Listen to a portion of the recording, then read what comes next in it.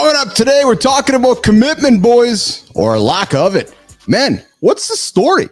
This morning, Mornings in the Lab with Keith and friends, and we got a couple guests. Josh Vernon, Richie Nakama joining us this morning, and Jory Jansen. Mornings in the Lab with Keith and friends.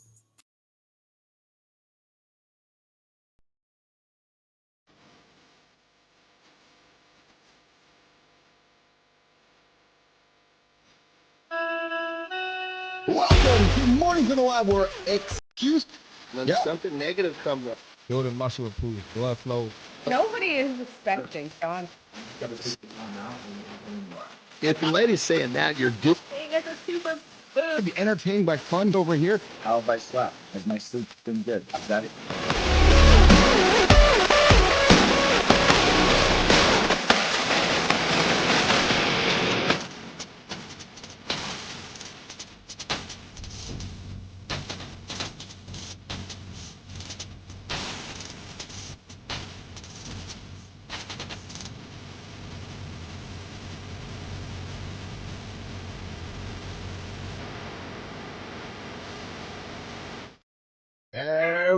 There we go, everybody. What's morning? Good morning.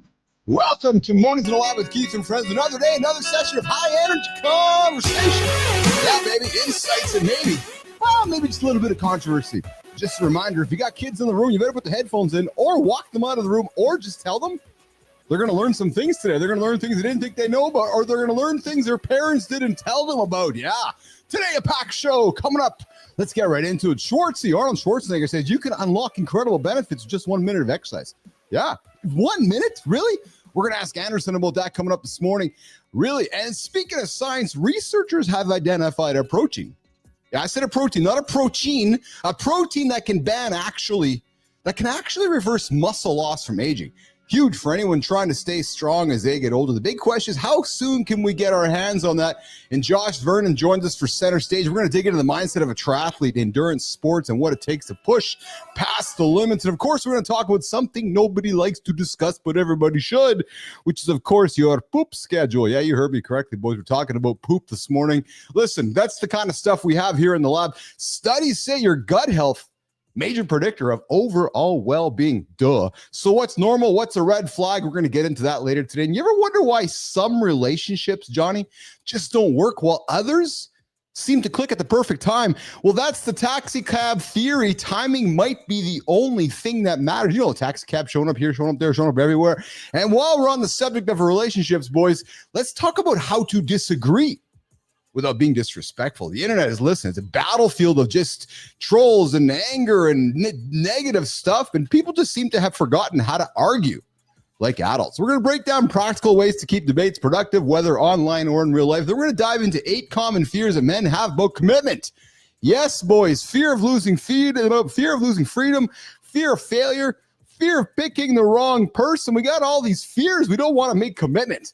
We're going to break it down and get real about what holds men back from breaking things down. And for a protein break, we got a few things to throw on the table today. We're going to talk morning coffee. We're going to pick up the conversation we had from a couple days ago about what do you accept that is real about facts that we're learning about everything today on the internets. There's information here and there and everywhere. Finally, in Reloaded, we're going to revisit a story that might be sparking some controversy. It's about seeds. The seeds of food, frankly. The Svalbard Global Seed Vault. It's meant to be humanity's insurance policy for food security. But some people think it's hiding something bigger. We're going to talk about that. Plus, Richie Nakama is here in the community corner to celebrate someone for the Creator Spotlight. Guys, we got a full show here. Jimmy, I'm sweating like a mofo after my big run this morning. My body is still getting figured out with the heat. So let's bring in the boys while I get myself a towel to keep toweling off. What's going on, Mr. Anderson? How you feeling today, brother? You know, I'm feeling a little better today. Although last night I didn't know, man. I tell you, this thing really sneaks up at nighttime. Yeah, well, I got your message last night, and I saw your note. You're like, "Yeah, man, I don't know if I'm beating this thing." So, what happened last night that kind of prompted the you don't know?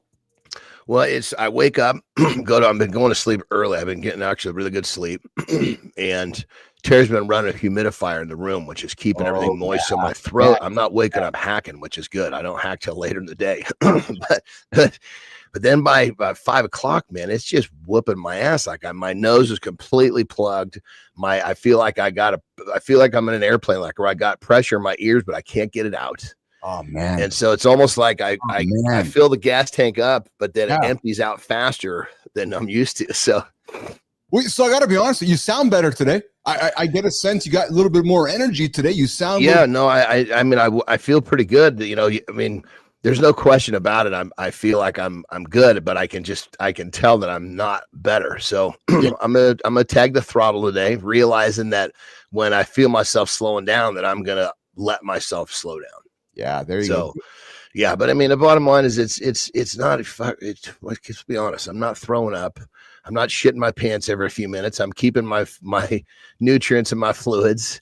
So it's just a pain in my ass. The problematic thing is I'm just not as efficient mentally. So I'm not working at the same capacity. So I'm getting a little behind, but you know, shit happens. Most people, this is where they disengage.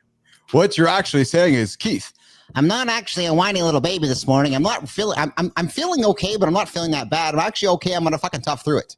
I know you, brother. I just know you.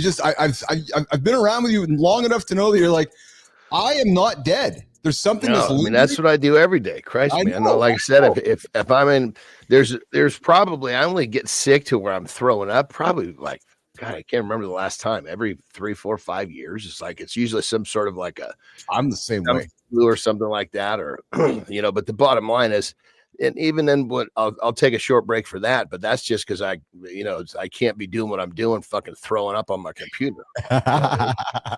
Good morning, Dugan. I see you there in the comments. We have not had Jack Dugan for a while, Mr. Anderson. Jack's been busy doing his thing. Actually, Johnny, I don't fucking know what the hell Jack Dugan's been doing. Dugan, what are you doing, man? Like, are you working? Are you sitting around? Are you walking? Are you like Dugan? You gotta let us. You've kind of just you got this new job, John. You get this new job, he's like gone.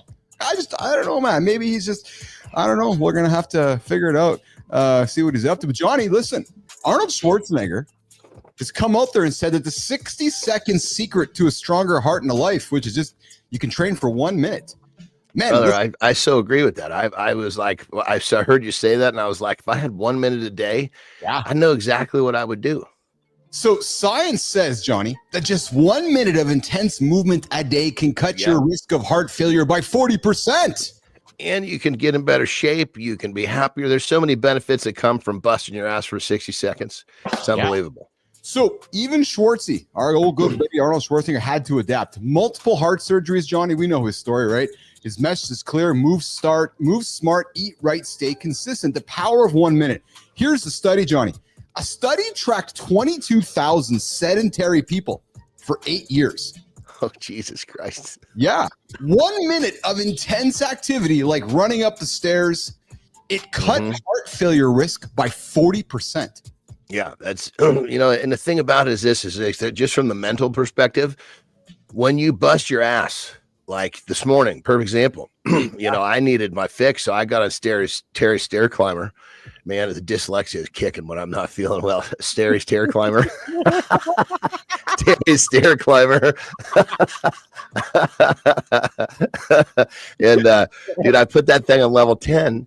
And I rocked until I was going to get spit off the back. Then I pumped it down to level 5. Yeah. And then just held on until I had a total of 10 minutes. And that, granted, that's 10 minutes. But just that first minute at level 10, I could have got off there and felt fucking great. And my brain is just cascading the chemicals that make me feel good into my bloodstream. Cascading. Well, so listen, 3.5 minutes daily, Johnny, a 67% lower chance of heart failure. Yeah. So man, what does this all mean for you? Well, Johnny, we know. Just get up and get moving. Movement creates momentum. You don't need hours in the gym. Just move with purpose. And you could do 1 day, do push-ups straight for a minute. 1 day, do squats for a minute. Just pick something and do it for 60 seconds hard, and you're going to be fine. Dude, you know, we all know how much I fucking hate running. I run Mondays and Fridays, and I hate it, but I do it because it just stimulates the old amygdala. So today, I'm like, okay, I got a 45-minute run here today. You know how I broke it up, brother? I did an intervals run. So 45 minutes is easy to do when you break it up into like 3-minute chunks along the way. Yeah. I'm like, okay, 45 minutes. I'm going to do 3 minutes here, 7 minutes there. I ran with somebody I really enjoy running with on the Peloton platform, Matt Wilpers. Johnny, before you knew it, 45 minutes was done. Yeah. And I'm telling you, man, it's incredible when you look at 45, but then you break that down into 3 minutes here and 4 minutes there and 5 minutes there. And it's incredible how your brain works. Like here for me, like I see like, okay, so like 43 minutes, but then when I know 4 minutes is done, I'm into the 30s. How your brain works, right? And then like read out to 31 minutes, okay, 4 minutes in and down into the 20s. And next thing you know, you're into single digit. It just goes so fast. Here's the story, gentlemen. There's just no reason for excuses. You got 720 minutes in a day, 720, Johnny, 720. This study says 1 minute is going to help you live fucking longer. That's it. Marty, 1 minute a day, brother. Well, you know, and the thing about it's what you're describing, brother. I so agree. It's all about just breaking things down into simple, executable tasks. Yes. You know, like in the gym when I was taking 500 pounds, trying to squat 25 reps in one set for the first time ever. I wasn't climbing under the bar thinking I'm gonna get 25. I'm climbing the bar thinking I'm gonna get 10. I'm gonna basically stand there and breathe for a minute. Then I'm gonna buy 5 more. Yes. And at that point, I'll just see how I feel. By the end, the last 6, I'm biting off 1 rep at a time. I'm like, 1 more. I know you can do 1 more. Okay, take a deep breath, go. 1 more. And at that point, I'm not even counting. My partner's counting. Well, yes, that's exactly right. You just gotta start. You just gotta start, right, Marty? You gotta start. One rep at a time, baby. That's it. If I got to 25, I can get to 26. If I get to 26, I can get to 27, and we just go from there, baby. You know, it's like, think like this. You know, when it's really dark around you. Yeah. You know, are you into darkness, or did you just literally get planted and you're like a seed ready to blossom? Oh, a seed. Hey, we're talking seeds later today. There's a big seed vault in Norway. And I brought it on the table because seeds are the duh. No shit, brother. I don't know why. I had this feeling like I was supposed to say that today. Yeah. Like I came into the show thinking I need to say that for some reason. I have no idea why. There's a big seed vault in the world. You guys know there's a seed vault. It's like Noah's Ark for seeds. And they got all these seeds from the whole world in this vault so that if the world goes to shit, we can at least we can grow food. And I brought it up because we obviously talk nutrition and food and so forth. So seeds are the root of that. But we'll get to that later on in the show. Marty, my brother, how are you today, my friend? Hey, man, I'm amazing, man. You know, if I woke up, if I got my clients in, and if I get to the show, it's an amazing morning. I can't complain. You're starting to sound like my dad. If I get up, Keith, I'm on the side of the road. If I'm on the side of the earth, I'm in good shape. Like, fuck that. Are you Christopher Martin? You know, it's sometimes life plays a happy song and sometimes it plays a sad one. But I remind myself, it doesn't matter what they play. I'm going to kill it anyway. Yes. Good morning, Scott Benz. Today. Hey, Benz, you ask a question. Is there a certain heart rate we should shoot for? Yeah, just get it up. I didn't talk about the morning wood, Benzie. No, I'm talking about your heart rate. Yes, the heart rate. You want to get the heart rate up. You know, listen, zone 2, zone 3, zone 4. Let's not get caught in the details, Benzie. Let's just get moving. Whether you got a 140, a 131, and I'm not trying to offer you advice. I'm simply just recommending yes, brother. That all these details are just fucking muddying up the waters. Just take 60 seconds, pick an activity, and fucking go. Yeah, because we'll get too caught in the details and we'll never end up moving. Doesn't matter. What matters is doing it every fucking day. Speaking of details, we got a guy in the green room coming up here in a couple minutes. Josh Vernon. I met him on the LinkedIn platform, and he's a triathlete. Boys. Just like Richie Ingram, I got nothing but respect for triathletes because these people, these humans, like, it's fuck, man. They get going for not like guys. We talk about going to the gym for a minute or 45 minutes. Like these triathletes go for like 12 hours. And you're like, oh yeah, so what did you do today? Oh, I went to work. I drove to fucking Kansas City. I had dinner along the way. And this Vernon guy, he's been running, he's been swimming, he's been cycling. Fuck, a family is made. A mother and a father made a whole family by the time Vernon's done his triathlon. The triathlete is just fascinating because it's all up in your skull, man. Like what you can and cannot achieve is all up in your head. And I have nothing but respect for triathletes. Brother, I still agree with that. Once you stretch out your mental capacity, life becomes a playground. It's incredible to me. You're like, oh yeah, what did you do today? No, I just worked out for 1,700 hours. You're like, what? I used to work with a young lady who I swear I would accomplish a whole life in a day, and she's just running and swimming and cycling. And she's like, oh yeah, I'm just doing great. That's all in your mind about it. And that's why I run, and that's why I do my endurance stuff, because guys, and that's why I tell people to want to start a business. You want to start a business, go become an endurance athlete first. True story. Or go on the extreme plan like John Anderson and go lift up some heavy things or get on stage and do things others don't want to do. But being an endurance athlete, without a doubt, will set you up for success in business, because business is endurance. There's no ifs, ands, or buts about it.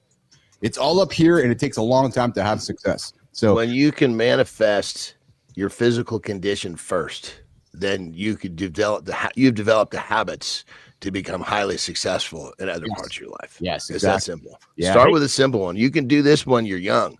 You know, when you're still in college, when you're in high school, you develop that. That's me. I developed the habits when I was young. I got to the real world and was like, God, all you poor fuckers that don't know how to fucking take this shit and string it together on a daily basis, I'm going to leave you all behind. That's it. That's it. See you later. Yeah. All right. Well, listen, Jimmy, let's keep the show rolling, man. Let's do this. Let's bring up the accountability check-in. Let's walk Johnny off for a quick break. We'll walk Marty off for a quick break. We got Josh Vernon coming up in a moment. Boom, boom. I had the old Instagram glasses on here, but fuck, man, I was just sweating up like a mofo. Just dripping water everywhere off my face. It's from the run. Vernon, I'm just all heated up from the run. Yeah. I'm glad you came in on the Friday so we can kind of commiserate about my running. But listen, boys, here's something to think about today for today's accountability check-in. We all do it. Yep, we all do it.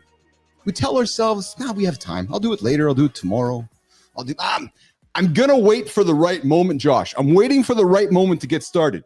You know, to think, to plan, to wait for the exact right moment. But here's the thing, boys. The future isn't coming. No, it's already here. Yeah. And the world is moving.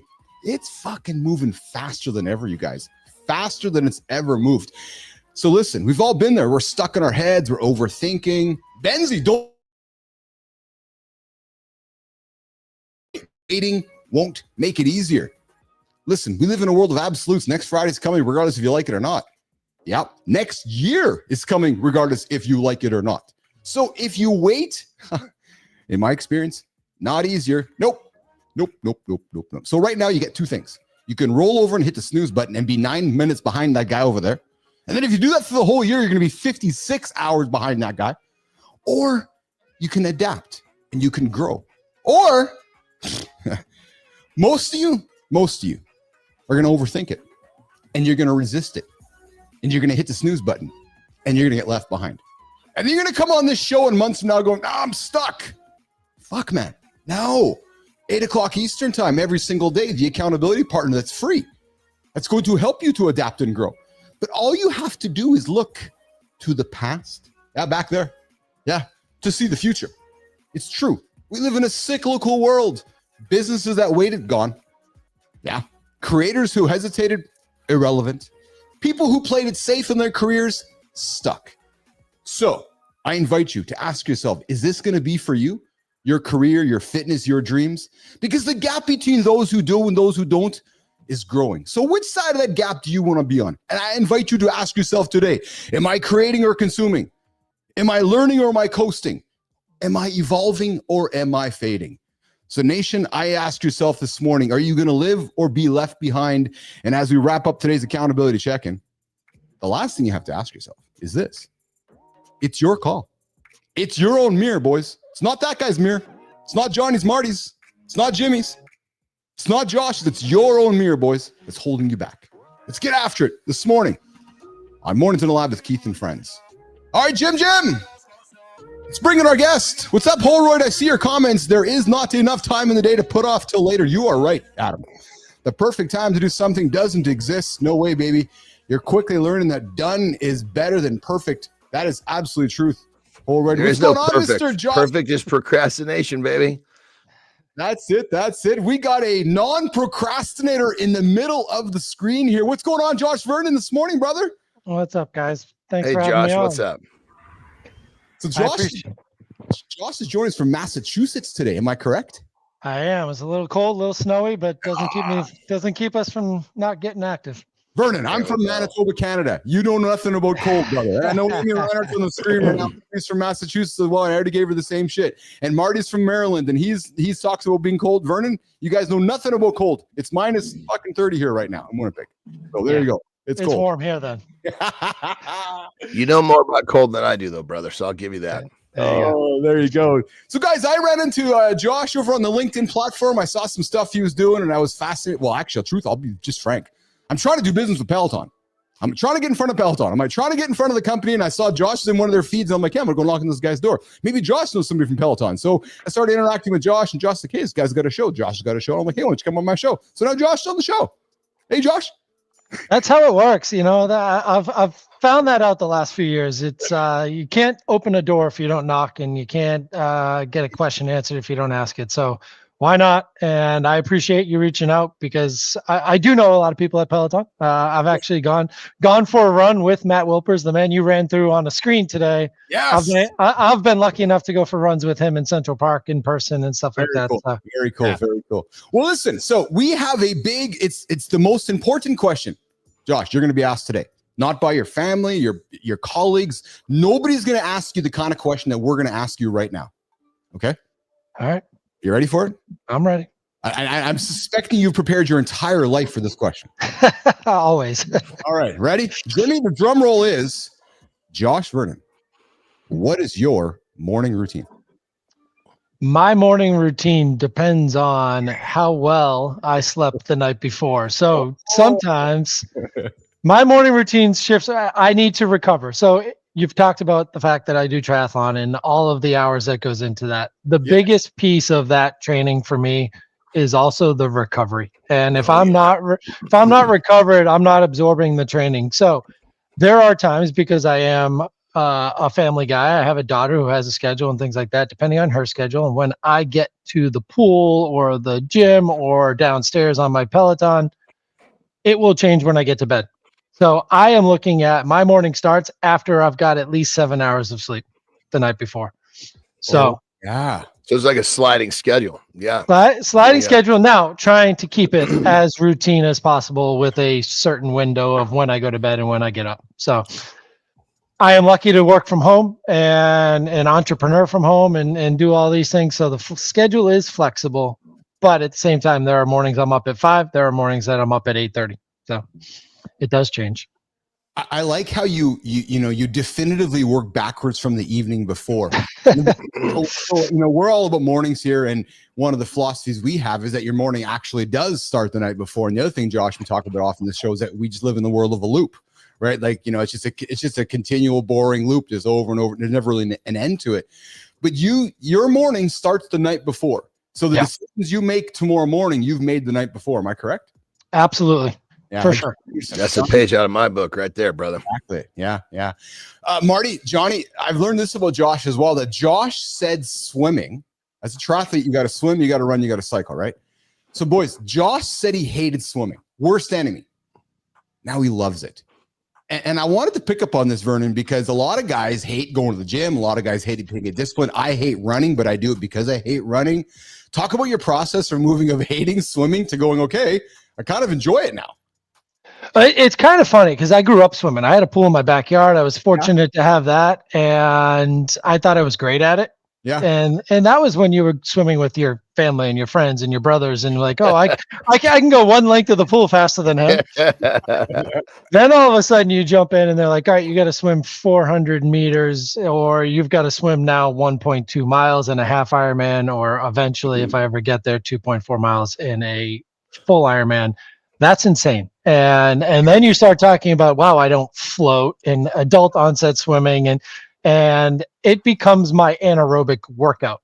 I don't need the bike and running. I don't need a track workout. I just go to the pool. There's my anaerobic workout. So, but it comes into consistency like everything else. The more you get there, the more knowledge you give yourself on technique and things like that. You can't outlift anyone in the pool, but you can show up every day and get better. And that's what I've learned.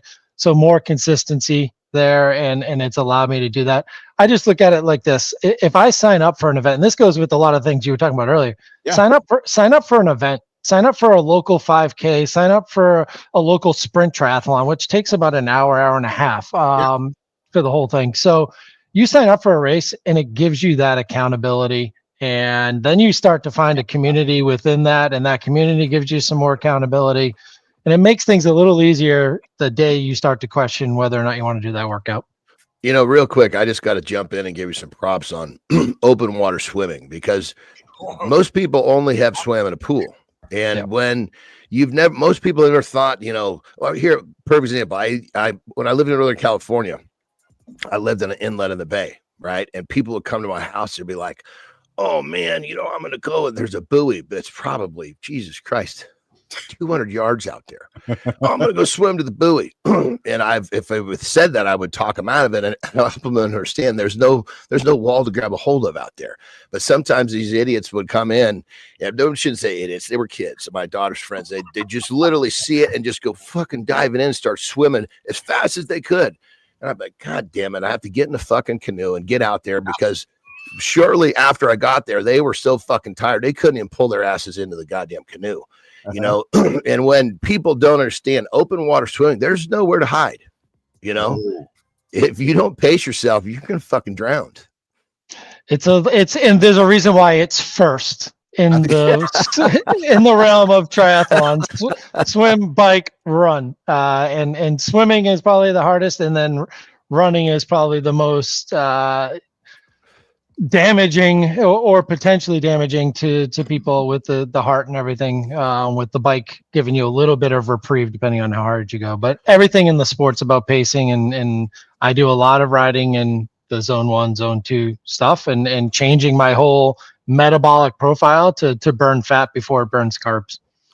It's real quick, just to give a little more props on that. I've lived like currently one of my house on a lake, before up in the bay. Before, every place that I've lived on water, open water, many people have died trying to swim to something. Like people die trying to swim to the island here. People have died trying to swim to the buoys out there. People die often in open water swimming because they just don't understand. And that's with or without wetsuits. I try and find the races that are in colder water so that they do involve wetsuits, because it does help me for sure. But yeah, you've got to be safe. Mm-hmm. Hey, Josh, you talk about lifting, and I know, Johnny's obviously a lifter. Marty's a lifter. I like lifting heavy things up, and, Peloton introduced me to the endurance side of things. But Josh, how do you balance strength resistance training and lifting with your endurance sports? I think it's a good question, because a lot of folks struggle with that. They worry, but I don't want to become too skinny. I don't have the muscle mass. Josh, how do you balance it both, buddy? It's just part of my training schedule. I have a great coach who's helped put that together for me. This time of year, kind of before season starts, and my first event's in April, we've done a lot of preventative maintenance, and a lot of that has been around a lot of it's been strength training. 2 to 3 times a week for me has been in the schedule, and it might be a half hour, it might be 45 minutes, it might just be a little bit of a core workout, because that's all part of the game in endurance. And I think more athletes need to do it, especially when you start talking about your glutes and your legs and all the base that keep us going, and being able to activate those muscles is huge. So the more strength training I've done this winter, I feel like I'm better off going into the next year. Look, I've only been doing this for a few years, but I feel like I've been a sponge, and I now host a podcast of my own in triathlon. And I just kind of love the sport and everything it does as a community for other people. Yeah. Hey, you're hanging out with Keith Billis, John Anderson, C. Marty Fit, and our guest Josh Vernon this morning on Mornings and Live with Keith and Friends. The only morning show for men to get their ass out of bed, not hit the snooze button, and hit those big audacious goals. We're going to get to the fit tip here in a second. Hey, Josh, I know we had you in for one segment. Do you want to stick around for the second segment, another 13 minutes, or do you got to rock and roll? No, I'm around. I have the morning free. Awesome. Let's do it. So, hey, I got another question for you, brother. So, I know in your feed and your content you create, you talked about how dialing in nutrition was a game changer for you. Again, another pillar of discussion we have here on the show. Josh, what was it? Was it macros? Was it timing? Was it sitting down and scraping everything back and starting from fresh? Like, talk to us about your nutrition journey, Josh Vernon. Yeah, so I think it started pretty simple, and what's out there for me at the time back in like 2020 when I started really this journey was an app called MyFitnessPal, and I started to understand what my macros are, and just kind of plugged in some numbers and height and weight and what I was doing activity wise, and started to count stuff for a month or two, and then you start to get a basic knowledge of it. Then I got into the endurance sports and the triathlon world, and I would finish the bike and feel good and start the run, and then it'd be like, wow, why am I cramping? Why are all these happening? I know I'm trained. I know I'm fit for this. And some of it has to do with muscle fatigue and not pacing correctly. The other piece of it is not getting enough fuel for the race that I'm in, and in the conditions and the elements and the heat. And it starts in the kitchen, what I eat every day, but it's also how many carbs you put into your system while you're racing, while you're training even more so, because then you're starting the recovery process while you're working out and getting the carbs in, and then immediately the protein afterwards. I just learned what all these things do for your body and how much fuel we need. And now you're seeing it get all the way to like the Tour de France, where these guys used to be bean poles. Now they're eating 160, 180 grams of carbs an hour while they're on the bike. And it used to be like, no, don't eat, you're weighing too much. So we've learned a lot about fueling. And again, I've just been a sponge for everything, because I'm not the fastest one out there, but I can help compete with some of these people if I know a little bit more than they do. What you said, and Marty, I want to get your fit tip just a quick second here. What you said, I love that you said you signed up for MyFitnessPal, you use it for about a month or so, just so you can get an idea of what nutrition looked like. You're like, okay, so that's what 30 grams of carbs looks like. Okay, that's what 30 grams of protein looks like. That's what 10 grams of fat looks like. And I did the same thing, Josh. I've used these tools just to give myself awareness around what things look like. And, you know, and John and Marty have been doing this for so long, they can look at food to get a good understanding of what that nutritional value is. But that's the hack, isn't it, Josh? It's finding an app, looking at the value of what food looks like, learning, and then going from there, and don't overthinking it, isn't it, Josh? Yeah, to me, there's so many things that we have to worry about on a day-to-day basis. It's just, nutrition is a huge piece of it. It keeps us all going, and it's going to keep us going for a long time, but you don't need to obsess over it on every meal going forward. I think it's just that knowledge and understanding of what you're putting in, and not being afraid to have a cheat day every once in a while too, because it's going to keep you happy and your body happy too. There you go. All right, we're Josh Vernon. Marty's going to get to the fit tip. And then we're going to come back and keep the chat going with Josh. And then we got George Jansen coming up with the protein break. We're going to keep the discussion going we had with George earlier this week around where do you find real knowledge in today's world of knowledge here, knowledge there, knowledge everywhere. Marty, let's get after it, brother.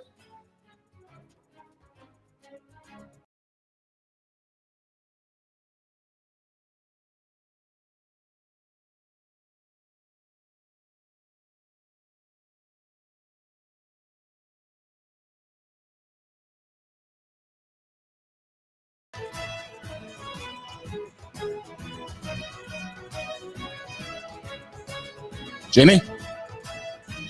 I don't know if we have any audio with Marty. Do we have audio somewhere, or we have audio issues somewhere, boys?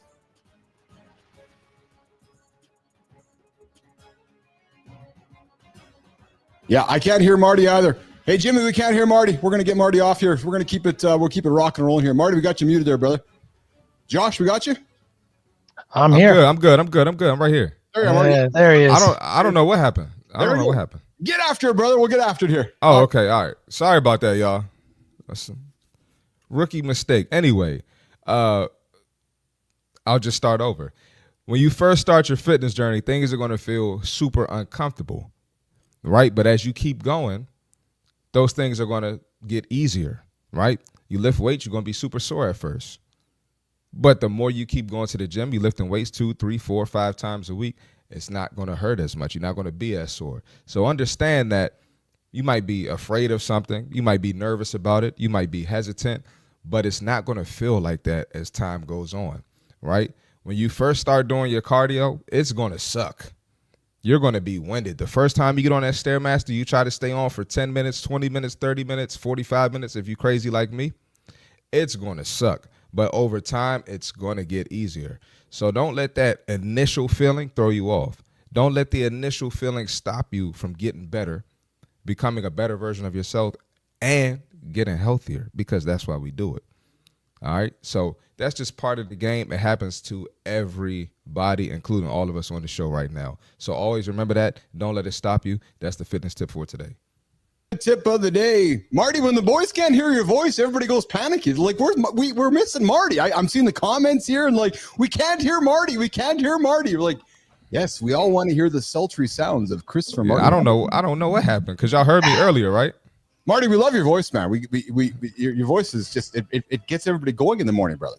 Well, thank you. I appreciate you, Keith. Yeah, there you go. Hey, we're hanging out with Christopher Martin, John Anderson, Josh Vernon, producer Jimmy on the buttons, and we got Tommy in the community there interacting with all you guys here this morning on Mornings Live with Keith and Friends. Josh, so you co-founded Do Wicked Good. I did. It was kind of one of those born during the days of COVID mentalities. Really, is the way I look at it. So I started a Peloton community in 2021, and with that we started doing a lot of philanthropic work as well, and raising some money and going to breakfast and as a group and leaving some crazy big tips, and that's kind of taken on its own breath of fresh air for the group, and people outside of the Peloton world, they want to do other things and do good stuff. So my wife and I came up with the idea of Do Wicked Good. And with that, we created a brand and a mentality that don't just do good, do wicked good. And it doesn't have to be just a Boston thing, and it can be more than that. But we can all try and do our best at certain things, but take it to that next level. And whether that's at school, whether that's in your workout, whether that's at your job, whether that's at your life with your family, just go that extra step. And that Do Wicked Good mentality was born. And we've worked with some nonprofit organizations and helped build some events for them and help them do wicked good. And instead of just having their annual golf gala, I've helped raise hundreds of thousands of dollars for organizations, and that side of it has got to be a piece of it. So you've got the active side of Do Wicked Good, and then you've got the give back side, volunteer, raise money, do something with your community.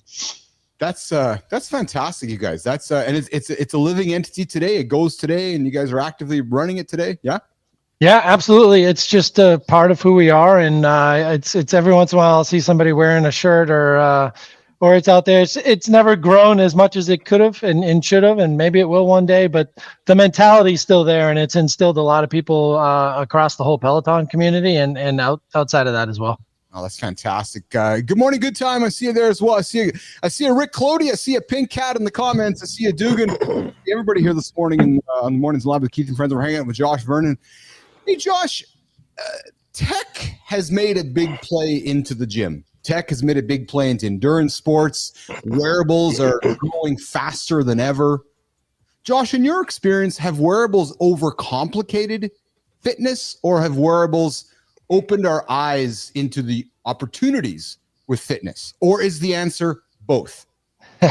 It's a loaded question for sure, because it depends on who you ask. If you ask my coach, be like, just go do it. And if you ask John Anderson, who owns a fax machine, John would say, fax me the piece of paper with the instructions, and he'd give you the answer, Josh. I think each way works. Look, I look at it like I again have an advantage if there's some information out there for me to get, and science and technology have advanced to the point where we can start to understand things a little differently. Starting with my sleep and my recovery, and I wear a Whoop. I trust it because I've been wearing it for 3+ years, every day, every night. And it's more about the consistent data that it's providing me, not like, oh, you feel bad today and you've got a 20 score out of 100. No, that I wouldn't look at with a grain of salt. But over years of data being accumulated, I know that it's pretty accurate in certain situations. If I'm starting to get sick or things like that, and I need to dial back my workout or change my workout from a longer endurance workout, maybe I just go swim. And things like that have helped. Knowing where I need to be in terms of zones and things like that comes and goes. I just went through some lactate testing and went to that next level, and that was pretty eye-opening too. But it all depends on what you're training for and what you're going after. But I do believe in the technology side of things. Just it's how much you use it. Otherwise, RPE, rate of perceived exertion, is the way to go on most of this stuff, and just understanding your body over time. But don't get caught up in it. Just get out there and get going, sign up for an event, and then let somebody tell you how to get there, and they'll keep you going. Good morning. Hey, Marty, Johnny, we got Brookie on the show this morning. Brookie has a day off from school here. So I see that. What's up, Brookie? What's up, Brookie Bear? My little girl, Brookie's in the show this morning. She's got a day off. So I see Pink Cat and she's like, Keithy, it's me, Brookie. So Brookie, I'm not going to say any swears right now. I'm just going to say chit. So Marty, so I was sitting with Brookie a couple of days ago and she's like, and I was trying to make her say the word shit. She's like, how about chit? Chit. I'm like, oh, there you go. So she's all about the chit. Good morning, Brookie Bear. I'm glad to have you on the show here this morning. That's awesome. Vernon, you said something which I think we need to lean into. And I saw a comment yesterday. Dan Go, a high-profile influencer on the platform, is like, I was surfing for 2 hours and my watch said I burned 1,000 calories. And he's like, there's no fucking way. Oops, sorry, Brookie. There's no fucking way that didn't last long. No, I didn't. Oh, shit. That's Keith for you. Hey, Josh, that's Keith for you, man. Yeah. The house here, Brookie, you know. But Dan's like, there's no way I burned 1,000 calories in 2 hours of surfing. But the point there is, to me anyways, and AJ Zeglin taught me this, the number doesn't need to be right. It just needs to be a measurable that you can lean into. So maybe you did 1,000 hours for 2 hours today. 1,000 today, and tomorrow's only 700. Well, you're probably less than when you were yesterday. So it's not about being right. It's just a metric, right, Josh? Yeah, and that's the consistency factor. Like you can start to look at it as a piece of data over time is going to give you more information than just a daily basis. And that's where, for me, like that it could have been 2,000 calories. Yes. But if it's 1,000 and half the time, okay, well now you're talking. Now in between somewhere, I know what I'm about burning or what I need to do to burn certain. I have 4,000, 5,000 calorie days. I don't know if that's accurate or not, but I know on that day I burned a lot more than I did when I didn't do as much. Yes, exactly. Marty. Yeah, I was going to say I do that with my clients on the Stairmaster. You know, a lot of them are different, but I know if you get to 100 calories in 10 minutes, you're working. Right. Yeah, so exactly. You kind of use that as a measure, but I know they're probably not burning 100 calories in 10 minutes, more than likely. Well, Marty, it's funny you said, because I was doing, when I was working out with AJ at the gym there, I do like wind sprints on the, what the hell is that thing called there? You know what I'm talking about? The Airdyne, the bike. Airdyne, yeah. And I was like, AJ, I'm not wearing anything. I'm like, AJ, how does it know I'm doing 25 calories in 10 minutes? He goes, Keith, it doesn't matter. He goes, if you do it, Marty does it, and Josh does it, and you do 25, and Josh does 30, and Marty does 50, well, clearly you're doing less than those two boys. So it really has nothing to do with what your output is. It's a measurable output for the three of you guys. And I had a hard time wrapping my head around that. It's because it's not about it being accurate. It's about being something consistent. Johnny. We just, the thing is it's a classic example of why paying attention to these details just distracts us. Yeah. Just get on the fucking thing and work hard.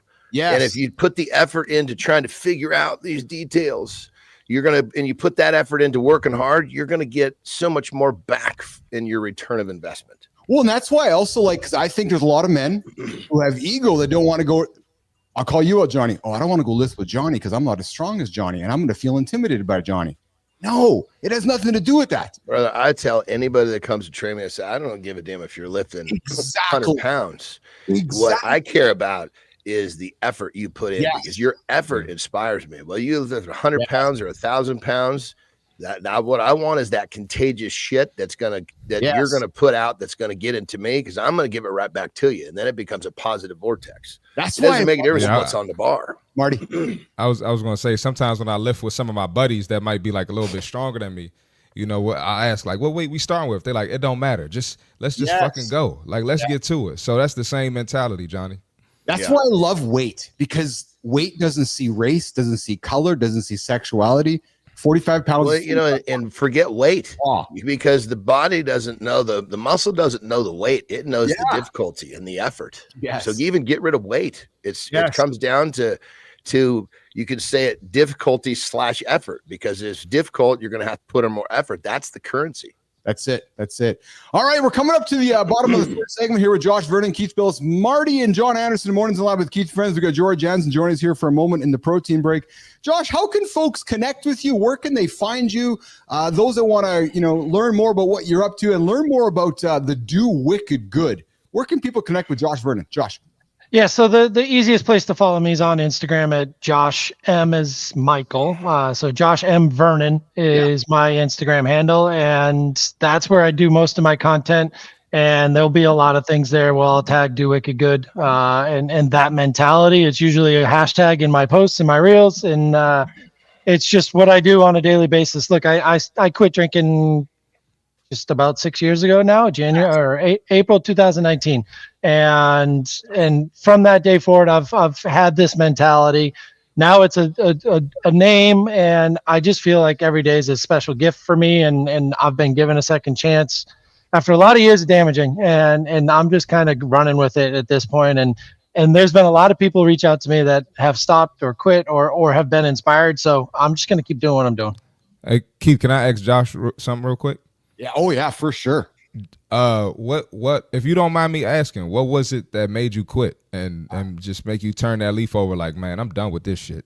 Yeah. I mean, I went through a lot of tough times when I lived in the Virgin Islands for 3 years, and we went through 2 hurricanes, and that kind of changed my mindset on what is bad and what is life. Cause I started doing a lot of recovery work and helping rebuild the islands. And then I moved back home to Massachusetts from there. And with that, I was trying to get full custody of my daughter, and my whole just world and mindset changed. I met my wife, Janine, now, and she worked out more. And I just decided, you know what, look, in order to get through all of this, I've got to remove the one piece that has always caused me trouble. And that was a controllable. All of a sudden the uncontrollable became a controllable. I took it out, and I don't miss it. And I love my Athletic Brewing NA beer, but I'm lucky in that case too, where I can still have an NA beer and it doesn't trigger me. But at the same time, I feel like I'm just ready to go at all times and fit for all times, no matter what. And I took that out of my life, and it was the best decision I ever made. I'm speechless You because gotta love it.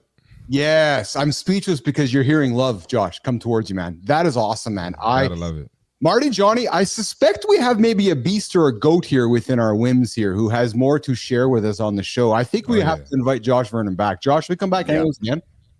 Of course. Always welcome. I'm suspecting that we've only scratched the surface with what's going on. When you reveal your hurricane work, when you reveal, trying to gather full custody of your daughter, there's a lot more going on. And I can tell you are one of us. I suspect, Josh Vernon does shit that most don't do. 100%. Absolutely. Exactly. That's why he is. And the fact that he said he realized it was a controllable. Yeah. A lot of people act like it's an uncontrollable, like they can't stop. I'm glad you heard that, Marty. Yes. Yep. Yeah, that's exactly right. Josh, you come back, hang out with us again with some time, my friend. I definitely will. I appreciate you guys having me on today, and let me stay a little longer. Awesome. Okay, Josh Vernon's going to head out of the lab here, guys. You guys can connect with Josh. You find him on Instagram, the Do Wicked Good fellow. He's from Massachusetts. You can find Josh on LinkedIn, find him on Instagram. And we're going to have Josh back on here in the show here in the upcoming future. But right now, we're going to get to the John Anderson lifestyle tip, and we're going to come back with George Jansen. Let's get after it, brother. Oh, that's not the right one. This one is. There we go. Here we go. Get after I pissed my pants in the middle of the airport, and here's how it happened. So I'm basically going to get my pro card. I'm going to compete for my pro card in bodybuilding, and I'm at the San Francisco airport. The plane gets canceled. So my coach and my buddy who was there, my training partner who was there, kind of taking care of me, says, "Hey, we got to get you. You got to get down and take a nap." We found a kind of a quiet place behind a terminal, or behind one of the desks at the terminal, so I could try to get a little sleep. And I was so tired from the prep, I fell right to sleep. And I'm having this, all of a sudden, I'm having this dream that I'm taking a piss, as we've all been there. And I'm thinking to myself, I can visually see it. I'm in the bathroom, and I'm like, God, there's nobody else in here peeing with me. And I'm thinking, God, it's getting really hot in here. And as I wake up, I have fully pissed my pants. I'm not talking about pissing my pants a little bit. I'm talking about like from mid stomach to mid thigh. I am wet. And as I wake up and I'm just in disbelief, my plane's canceled. It's like, what else is going to go wrong? I kind of sit up, and my training partner buddy comes up and he says, "What just happened?" I tell him I pissed my pants, and he looks at me and goes, "Oh my God." He goes, "What are you going to do if you don't win? God, things are really starting to go against you." And so I looked up at him. I said, "Honestly, brother, I've never even thought about that." And he goes, well, what are you going to do? You're covered in pee. You got to get on a plane. And basically all I did was think about getting to the hotel so I could clean myself up, take a shower, and put on some clothes. I get to the hotel, do what I think about him doing. I go to the show and I win. So I'm basically win my pro card. Now, here's the lesson to the story. When things are going wrong, the plane was canceled. I didn't think about, oh my God, what if I'm not going to get there? I thought, time to get some sleep. I fully pissed my pants and I didn't think, oh my God, I'm gonna have to get on this plane and people are going to smell me. They're going to laugh. They're going to this, that, and the other. What I did was I focused on the solutions rather than the problems. And because I was focused on the solutions, my mind stayed in a place where I could still perform at the highest level. I got to the show and I won my pro card. So just remember, you're going to piss your pants in life over and over and over. It's not a problem. Focus on the solutions rather than the problems. You're going to get what you want. It's that simple. Rock and roll.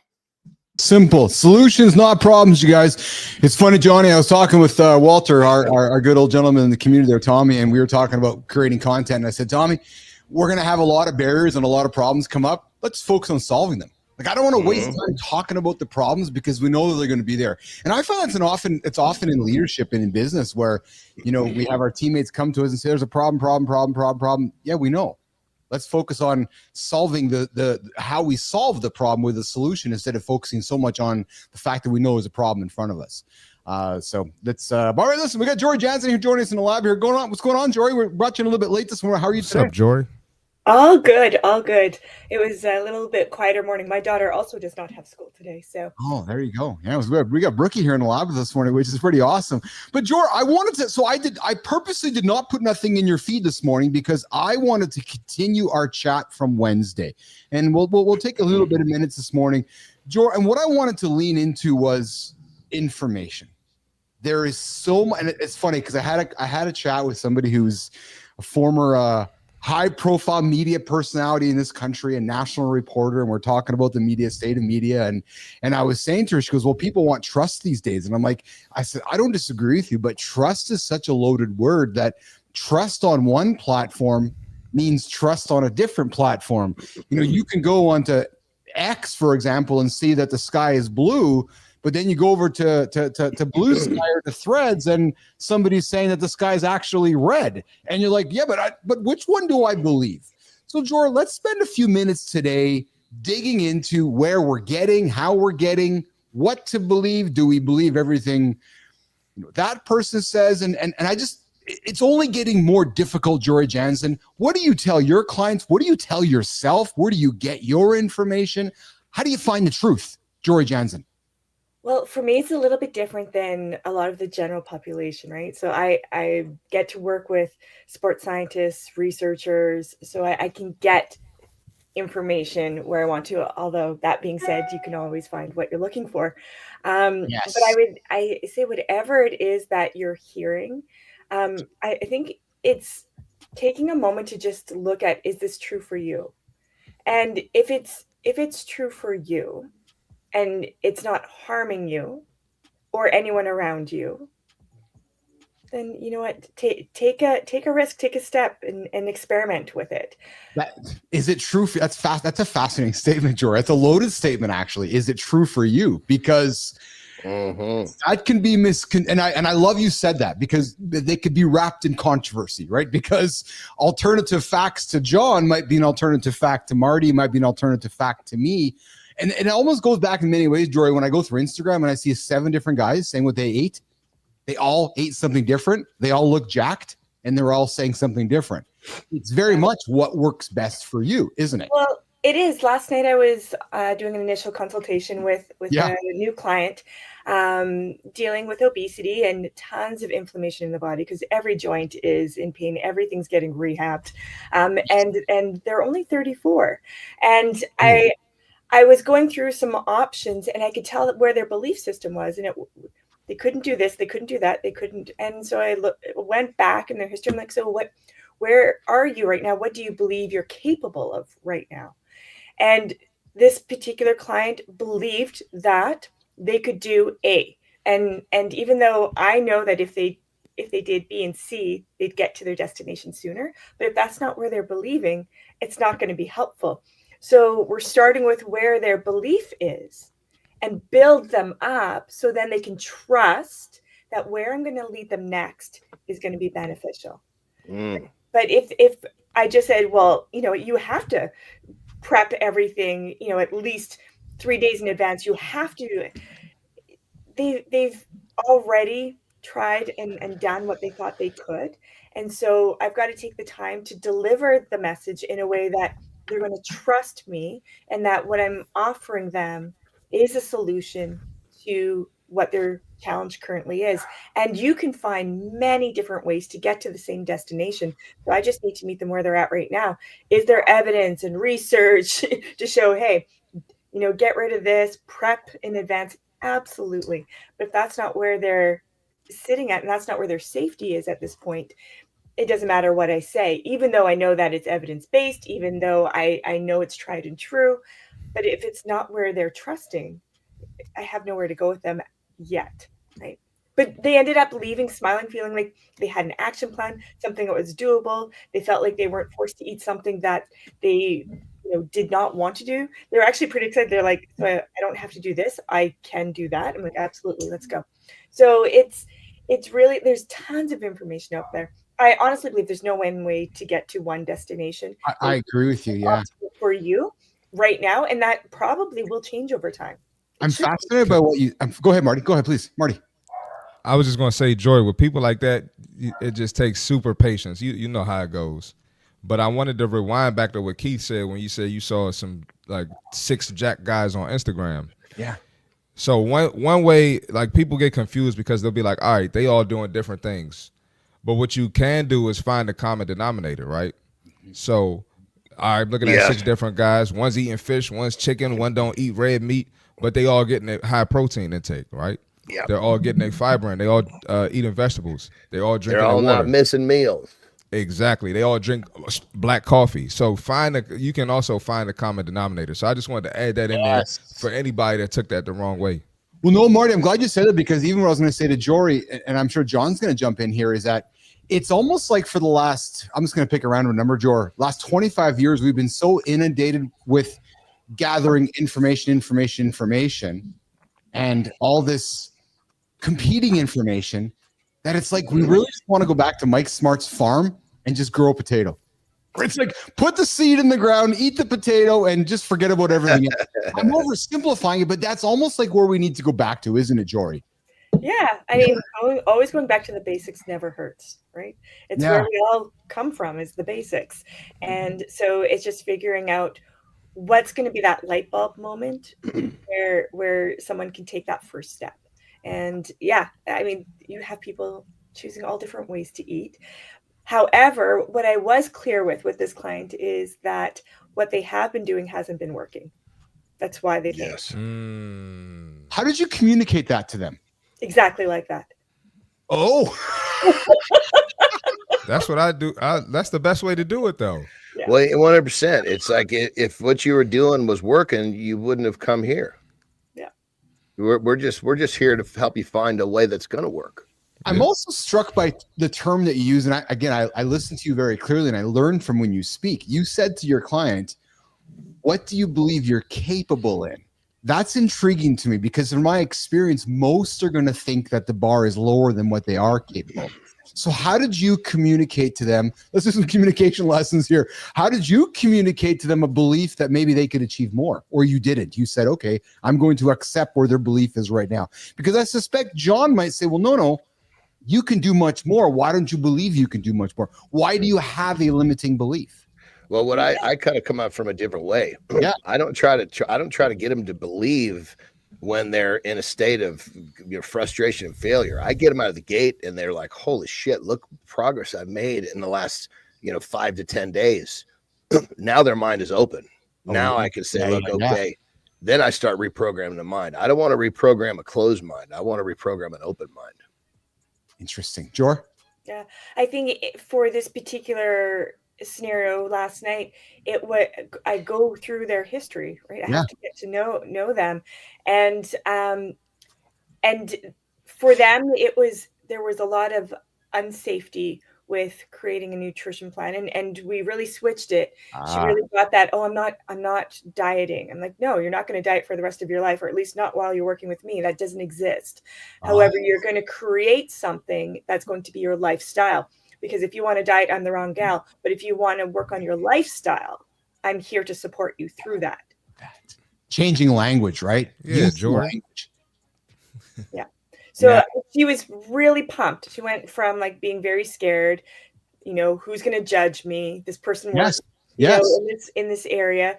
But I created a very safe space for her, or she allowed me to. She had to allow me, right? Yes. She's the one that's empowered to do that. But it was a great conversation. And I always look at body language. It went from into laughter and joy and excitement and like wanting to like schedule right away. When are we meeting again? And so to me, that's the place where we don't have to, do everything all at once. For some people, absolutely we do. That's what they want. and there's going to be highs and lows. But for this person, they were super pumped that it was not a diet. We're looking at the rest of her life. And at only 34, she really does have the rest of her life, right? So, and being in an obese state and thinking, life is just going to be me on my own. There's a lot to go through when you're working with someone, right? So it's not only about the nutrition guide. It's about their individualized as well. Yeah, that's awesome. Well, guys, listen, we're going to wrap up with Jory here. We're going to get her out of the lab here this morning. Jory is off next week. She's got some work travel. Then she's going to segue her work travel to vacay travel. Jory, you have yourself an awesome, safe adventure. Before you do that, what do you got going on this weekend?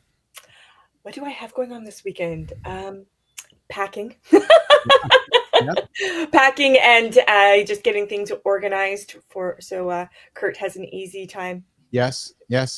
I suspect we're going to be having more conversations about this type of information discussion as time goes on. I'm going to suspect over the coming weeks and months, there's going to be a lot of curiosity and confusion about things that are maybe happening around the food and nutrition industry. This is what I'm suspecting. It's based on what's maybe happening stateside. So I think these conversations are good. And especially with AI generating more knowledge and content than anywhere. And even something you said, Jory, which I find striking, which is you got to find what works best for you. The flip side to that, unfortunately, is people will go to the things that they want to have work for them, and sometimes aren't always the right things, right, Jory? You know what I mean? True. That's true. Yeah. Sifting through everything, and I think we all know that it's what's true for you. Like we need to also manage that and to make sure that because I've always said that belief systems can also be BS, right? Well, and so. It's making sure that you're on the right track in terms of what you're believing to be true. Yeah. That's why we're out here. I want Jory to talk about that when she gets back. I want to hear Jory go in on that. Yeah. I like that because your belief system can also be BS. Yeah, that's I want to hear that. That's a sharp statement. All right, well, listen, let's walk Jory out of here. Jory, appreciate you. We have lots of love for you, all the stuff you contribute to the community here. And I tell you, every time you come on, people always knock on my door later, and I got a big question in front of me here right now. I got to read it. Ask it, but I got time right now, but I'm going to probably throw it to you later. But I appreciate you. Have a great weekend. Safe travels. And we'll see you when you get back, okay? All right. Take care, you guys. All right, Jory. Have a great one, Jory. Jory's going to get out of here. I suspect that Mr. Martin is going to be getting out of here as well. He's got to go hang out with all the dudes at Gold Gym here today. You know what's crazy? When you make all the old man jokes and then I walk in and the old man just like, what's up, Marty? I'm like, yo, Keith has to see this. I got to come down one time just to walk into the gym with you, right? Oh, my God. It's so funny. You'll be cracking up. They're like, what's up, man? What's going on, man? Oh, that's awesome. That's awesome. Man. That's awesome. All right, pal. Listen, you have yourself a wonderful day, Mr. Martin. And lots of love from me and the gang, Marty, and we'll talk to you later. Okay, pal? Oh, hey, Marty, before you go, I was having some fun on LinkedIn, and Joe Fontana jumps in and says, is that Curtis or is that Christopher? I'm like, Fontana, get out of here, man. Just fuck off. Fontana's a character, man. He's a fucking character. Oh, I know. All right, Marty. We'll see you later, pal. All right, I see y'all, man. Yeah, have a good look, brother. You too. All right, Marty's going to get out of here. Johnny, going to go for a piss, man? Yep. Give me a few minutes, take a leak, and then I got another 10, 15 minutes to rock with. Beautiful. You get out of here. We'll go back on a few things to talk with you about. So you get out of here. We're going to reset the show here, guys. Back here, Mornings at 11 with Keith and Friends, hour 2. Yes, baby. Hour 1 went by in a fast one. Jimmy, I don't even know where hour 1 went. I had a whole stack of topics. Just a stack. Big stack of topics. And we only got to a couple of them. Speaking of topics, I got to tell you guys, before the show was going, I got threatened by Jimmy here that he was almost going to put the live button on because I was I've started a new routine before the show. I'm getting jacked up with I got these new headphones, right? So and I had some tunes in my ear and I was playing some Drake, some Massive, and I was just getting into it and I was singing and getting all rocking and rolling. And Jimmy's like, I'm gonna hit the button. I'm like, fuck, let's go hit the button. Let's hit the. Maybe I'll sing for you guys one day on the show here. But listen, the first hour we had Josh Vernon joining us from Massachusetts. He's a fellow who's got a wonderful problem. A wonderful project that Josh the Triathlete, and he has worked on he is part of a project called the Do Wicked Good project. So I invite you guys to go find Josh Vernon over on Instagram. He's doing some great things. He's a triathlete. We also got into, guys, all you got to do is work out for 1 minute a day to have extensive benefits to your life. So get after it for a minute at least, guys. Listen, there's 720 minutes in a day. You can at least get out there for 30. And as Arnold Schwarzenegger says, a minute is going to do nothing but power.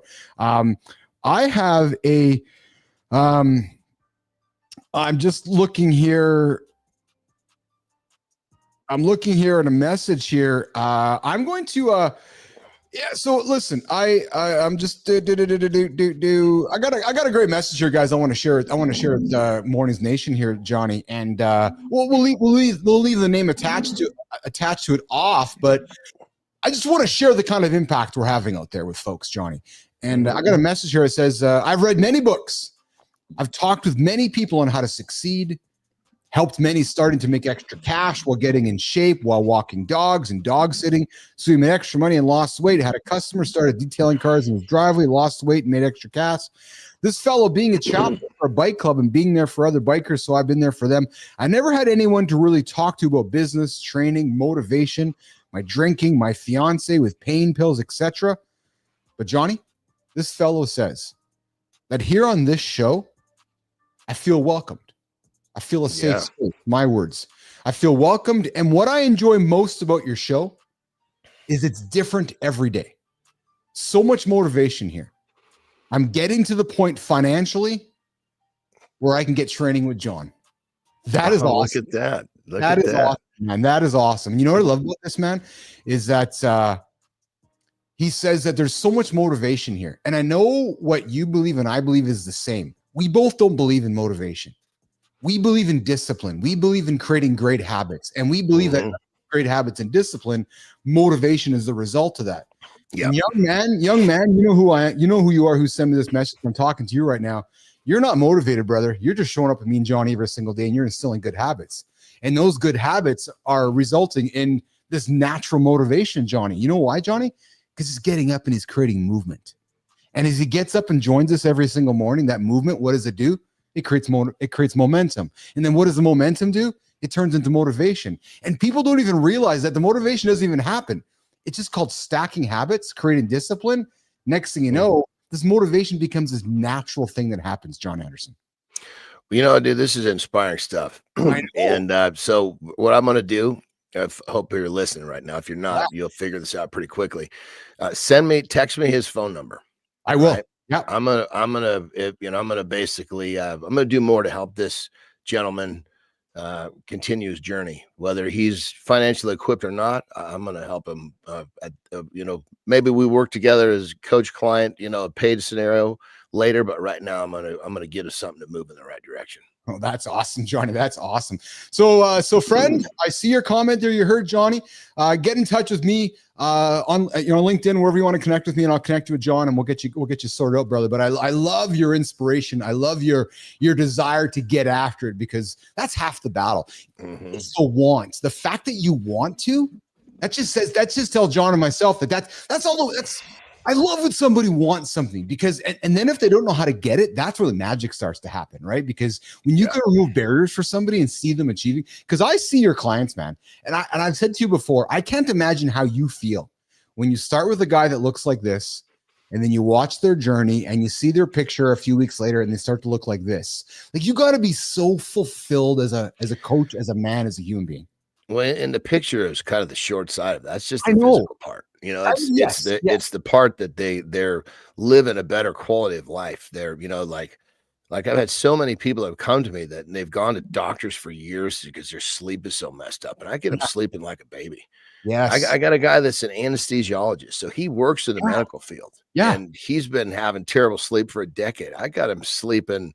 He said he hasn't slept this good in 10 years. Yeah. I'm really glad you reset what I said, because it's not about the picture, gentlemen. All the picture is a measurement mark. That's all that it is. And it's just the positive exhaust. Yeah. Thanks for reinforcing that, because it's not about the picture, boys. It's about what's happening on the other side of the picture. It's about making all those decisions along the way before you get in the camera every single day. That's what it is, right? So, we're not here to talk about the aesthetics of it. The aesthetics is the net result of it, but yes, sleeping better, feeling better, shitting better. We're going to talk about shitting here in a second. That's what's most important, right? It's, the face of it, the picture is the gray. Okay, Brookie Bear, I see you, baby girl. She's leaving, Johnny. Brookie's out of here. So I got a picture of her. She's sitting on the couch watching you and I on the show right now, which is awesome. Brookie, you're awesome, man. Johnny, she's going to be a creator, man. I'm telling you, she might be taking over this whole thing one day. Who knows, man? She's baby. Getting after it. Out. But Johnny, listen, let's pivot over to this topic, which I got on the table here this morning as well, which is your poop schedule says a lot about your overall health, a study says. And we know this. Let's dig into this a little further. Your gut is screwing with you, literally. What your poo says about your performance and longevity. Let's talk about something no one wants to talk about, but everyone does. It's funny, Johnny, because nobody wants to talk about shit. We talk about it every single day here. And I laugh talking about it because it's linked to food and it's linked to activity. We need to go to the bathroom, boys. So it's okay to talk about going to the bathroom, right? And how often you go isn't just trivial. It's a marker of your overall health. If you're not going at least once a day, your body is struggling. The gut performance connection. Your gut isn't just digesting food. It's affecting your energy focus and long-term health. Toxins build up when you're backed up, making you feel like, well, crap, literally. On the flip side, going too much can drain your body of essential nutrients. The Goldilocks zone for your bowels, 1 to 3 solid bowel movements per day. That is the sweet spot. Too little, you're brewing toxins. Too much, you're losing nutrients. So how to keep your gut on track? Eat real food, like John talks about, fiber-rich fruits, veggies, whole grains, keep things moving, hydrate. John and Marty talk about drinking water nonstop. That is the lubricant to get the poo out of your body, boys. You got to eat. You got to drink lots of water. You cut the processed food, that bad food that kills a good gut bacteria. That gut check is sabotaging yourself. Bloating, gas, irregularity, that's your body raving a red flag. To fix it. On the gut, let me just jump in real quick on the gut. Yeah. When your gut is in check, most people understand. So there's a chemical called serotonin, which is it's the brain releases this to keep us kind of level headed. It's that thing that gives us the overall feeling of wellness, like things are going to be okay. Right. And the people are put on all sorts of antidepressant medicine because they don't have enough of this. Right. What people tend to not understand is that the lion's share of serotonin is produced in the gut. So if your gut is turned upside down, there's a good chance you're missing about half of what you should be getting when it comes to your serotonin, which means you just kind of don't see the sun in your sky. Yeah. I don't know. So like when we talk about my clients, Yeah. I don't tell them this until they're like, fuck, I just feel better. You know, I feel this, I feel that. And then I explain this to them and they're like, oh my God, you know, because you try to explain the stuff to them too early, they think you're fucking going Gandhi on them. Yeah. Yeah. I don't know if we in society connect enough of our discussions with serotonin in the gut. I don't think we do we, Johnny? No, I mean, that's a little known fact. Most people think it's from the brain, which is the truth. but the gut produces a lot as well. Yeah. I'll tell you what produces a lot is seeds. We need seeds to make food.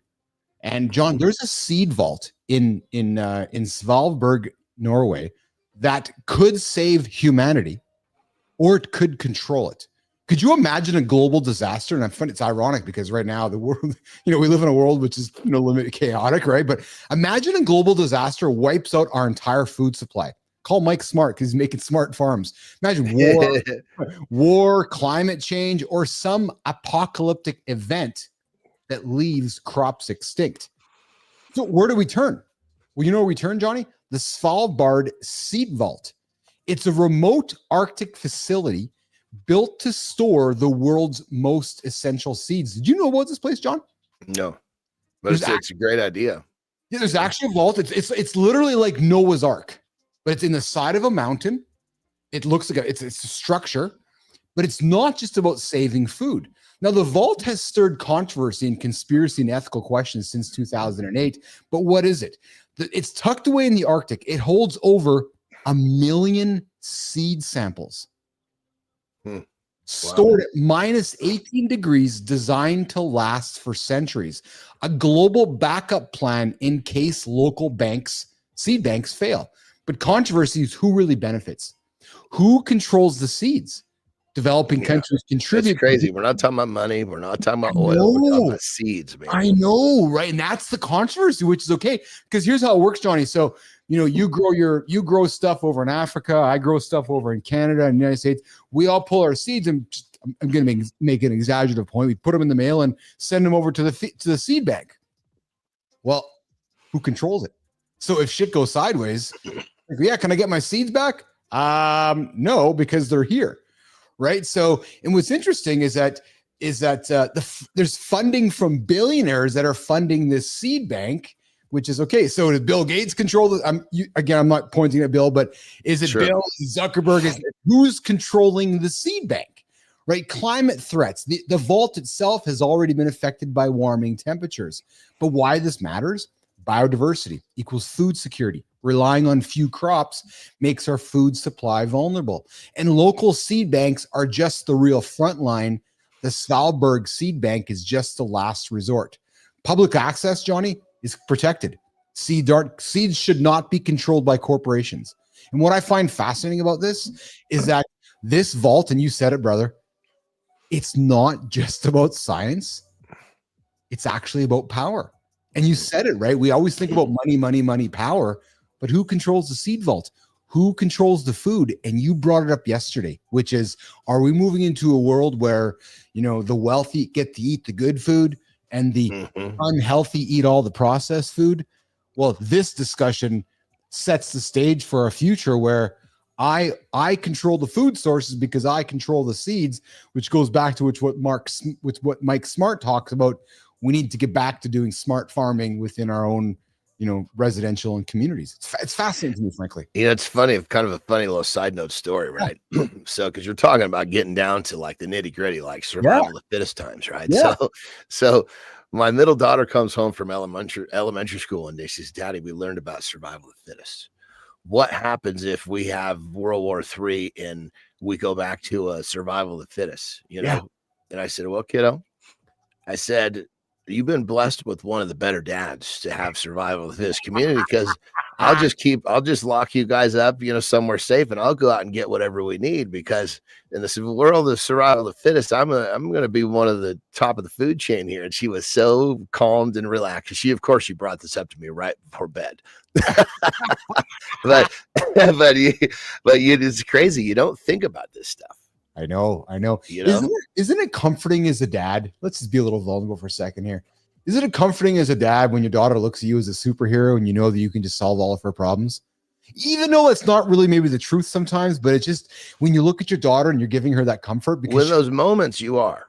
I know, right? And she's looking at you like, my dad's going to save me and everything's going to be fine. That's magical, isn't it? Well, because then what you said, well, what about so-and-so? What about so-and-so? I said, okay, we'll have them live with us too. So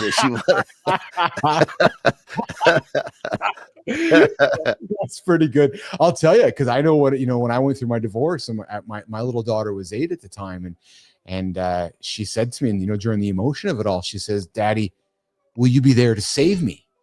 Yeah. It just broke me. I said, "I'll always be there to save you," right? But it's just that connection we have with our daughters, right? Like, will you be there to save me, right? So that's some powerful stuff. Johnny, before I let you out of the lab here this morning, I got one last thing I want to throw on the table. Rick Clody, I see you there, man. Come one, come all. Hey, John, that's what Rick's saying. And Rick, I hope I'm doing better with your last name, Rick. I'm just trying my best here, brother. But Johnny, scientists have identified a protein that can reverse muscle loss aging. Researchers at the University of Buffalo, New York, have found that overexpression of NANOG, a protein, can help reverse muscle gain. So here's the scoop. I'm going to get you the scoop. Help reverse muscle gain? Yeah. How a protein can help reverse a muscle. So here we go. A protein with the name of the fabled land of youth in Irisland has been proven to successfully stop the aging of skeletal muscle cells.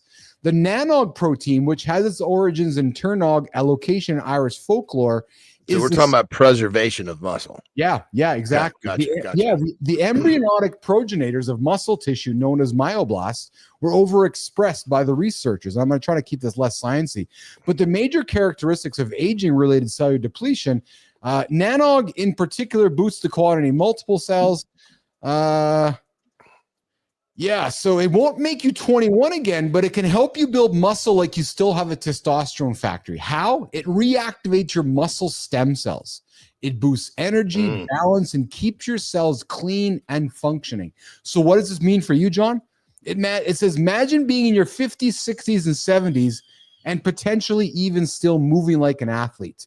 Well, nanog isn't available yet. Here's what you can do now. And it goes back to our basics, my friend. Lift heavy. Keep resistance training. Keep those muscle cells active. And bottom line, man, eat enough protein to keep fueling those muscle cells to grow. Yeah. So again, we always talk about, guys, details. And truthfully, gentlemen, I find stuff that's interesting for us to talk about in the morning. And these are one of those topics where I don't know if it really worked as well as I would have thought of. But the reality is this, guys, eat protein, eat lots of it, get moving, and don't overcomplicate it with the details. Yep. That's exactly right. Right, because the detail is easier to execute. It really is. The details kill us too often. We don't have an education problem. We have an execution problem. So don't get lost in the education. Just get lost in the execution. Well, it's funny because that's the same challenge that entrepreneurs have, right? Which is, I got an idea. Okay, execute it. Oh, yeah. It's anybody can sit on the toilet and think up cool shit to do, but the guy that can wipe his ass and get up and do it, he's an entrepreneur. Yes, anybody can sit on the shitter and think of an idea. Getting up, wiping your ass, and doing it is the differentiator for everybody, isn't it? That's it. I like that. All right, brother. Well, listen, I'm going to walk you out of here. We're going to keep the show rolling here. I got Richie and Nakana joining me here in a minute to do the community corner.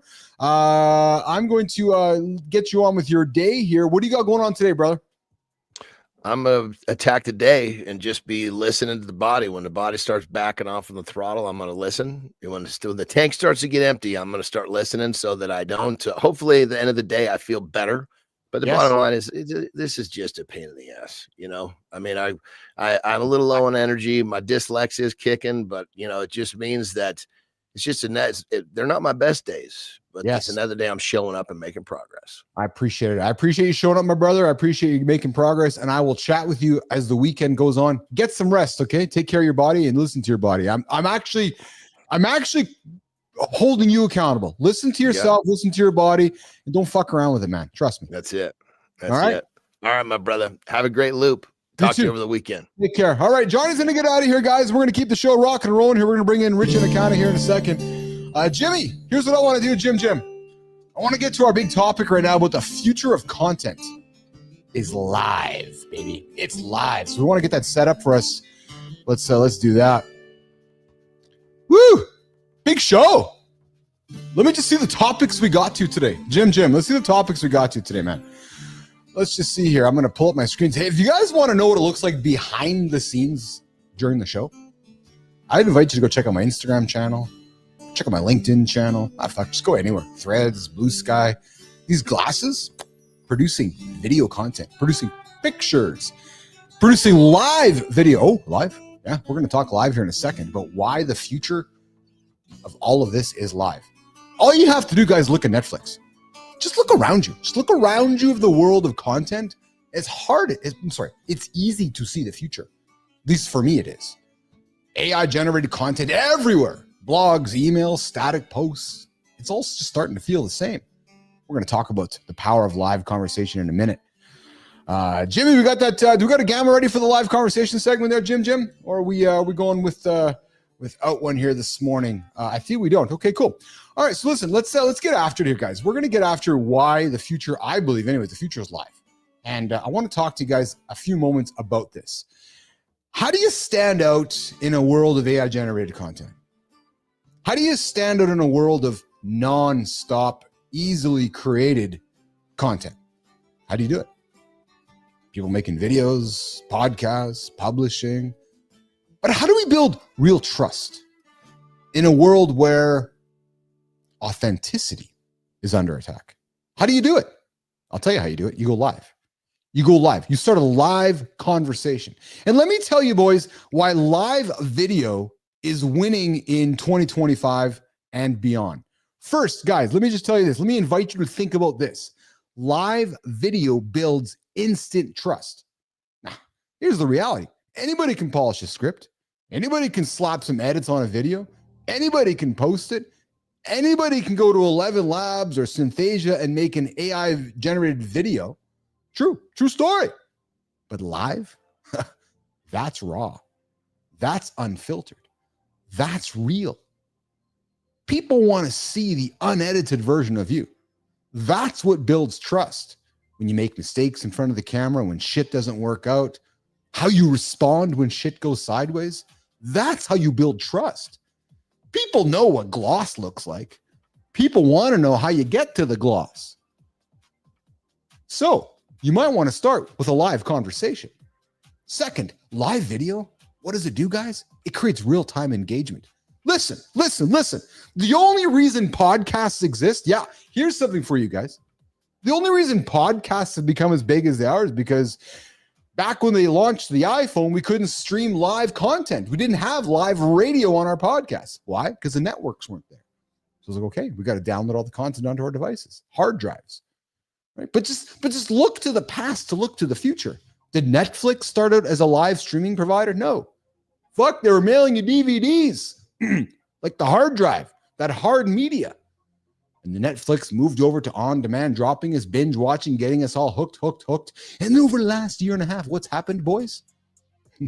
Netflix has become a live television provider. Oh, but Uncle Keith, I thought Netflix was on-demand video. Not live. So guys, all you got to look is around you to see what the future is. People want to engage. People want real-time engagement. When's the last time you watched a sporting event and did not engage on your phone with people around you? Really?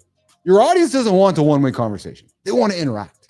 They want to ask questions. As a matter of fact, Netflix is making more content, which is passive because they know people watch content with their phones.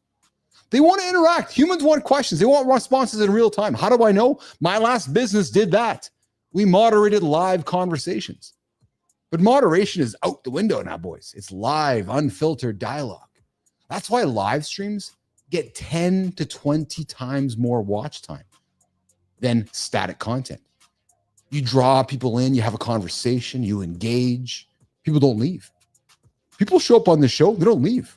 They hang around for 48, 52, 75 minutes.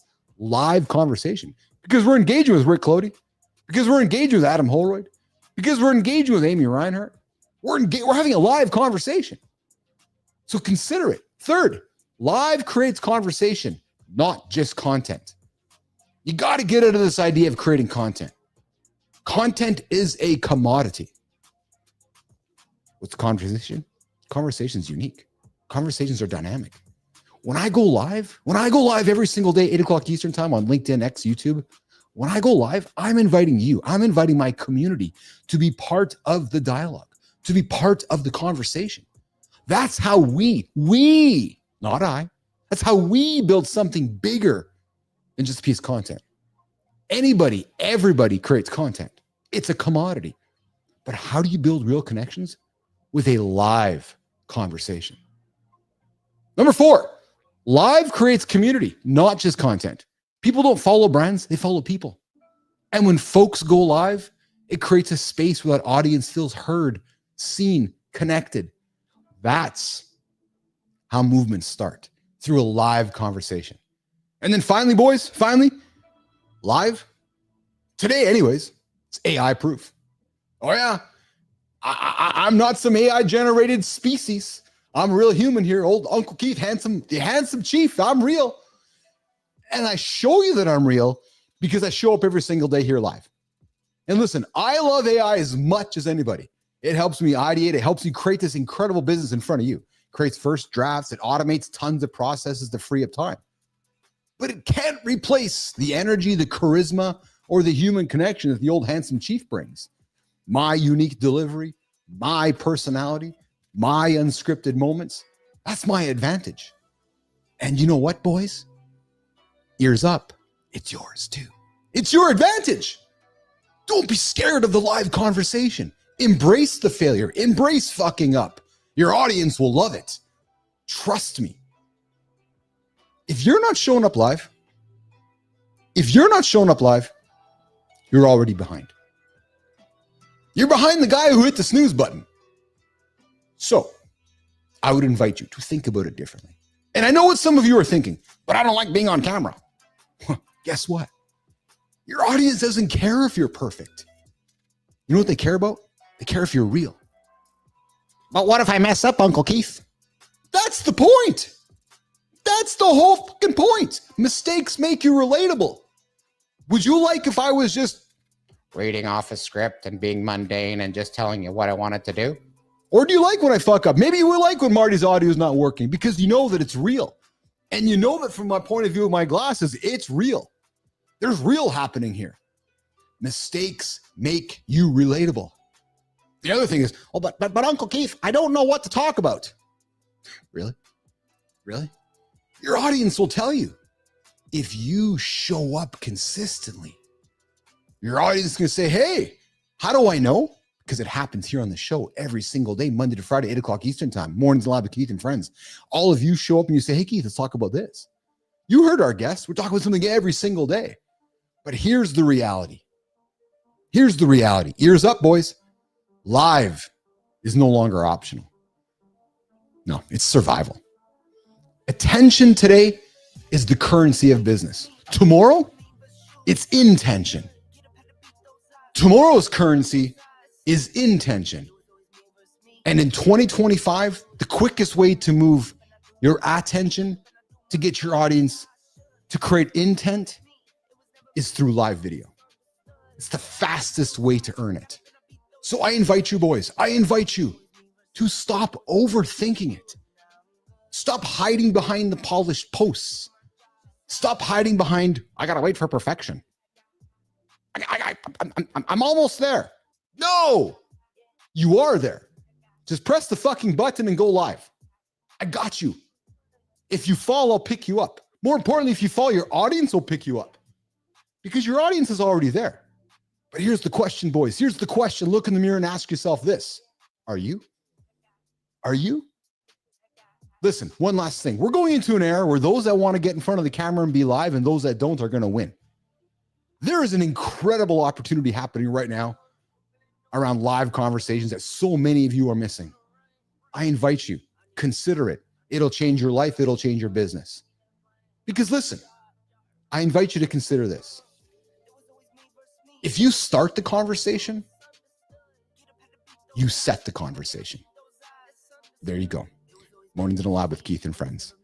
All right. Jeremy Cunningham. Yes, I see your comment, brother. The person who has made no mistakes never tried anything. I love that, Jeremy, because that is bang on, man. Boom, boom, boom. Okay, Jim. We've been having the young man in the green room waiting for us for a long time. He's been patiently hanging out going, fuck, man, when's this guy going to stop talking? I hear about all this live stuff. Rich is like, I guess I got to do something live now because the guy won't stop talking about it. But Jimmy, let's bring in Richie Nakana, to Live and Live with Keith and Friends. What is shaking my brother this morning? Hey. How are you, pal? Where are you joining me from today, Richie? Pretty good. From London, England. I know it's morning out there, but it's afternoon here, so we're pretty much way past midday. So exciting. Yes. So Richie, we celebrated you a couple weeks ago on in the community corner on the Creator Spotlight, and we got you here today to celebrate somebody for us, which I'm quite excited about. Jimmy, if you want to put Richie's Creator Spotlight inside of my message here, that'd be great. Well, I'm just kind of kicking off here with Richie. But Richie, the question I like to ask everybody on the show, Mornings and Labs, Keith and Friends, the only morning show to help men get their day started, is this. The most important question you're going to be asked today, Richie. Trust me. It might even be the most important question you've been asked all year, Richie. What's your morning routine?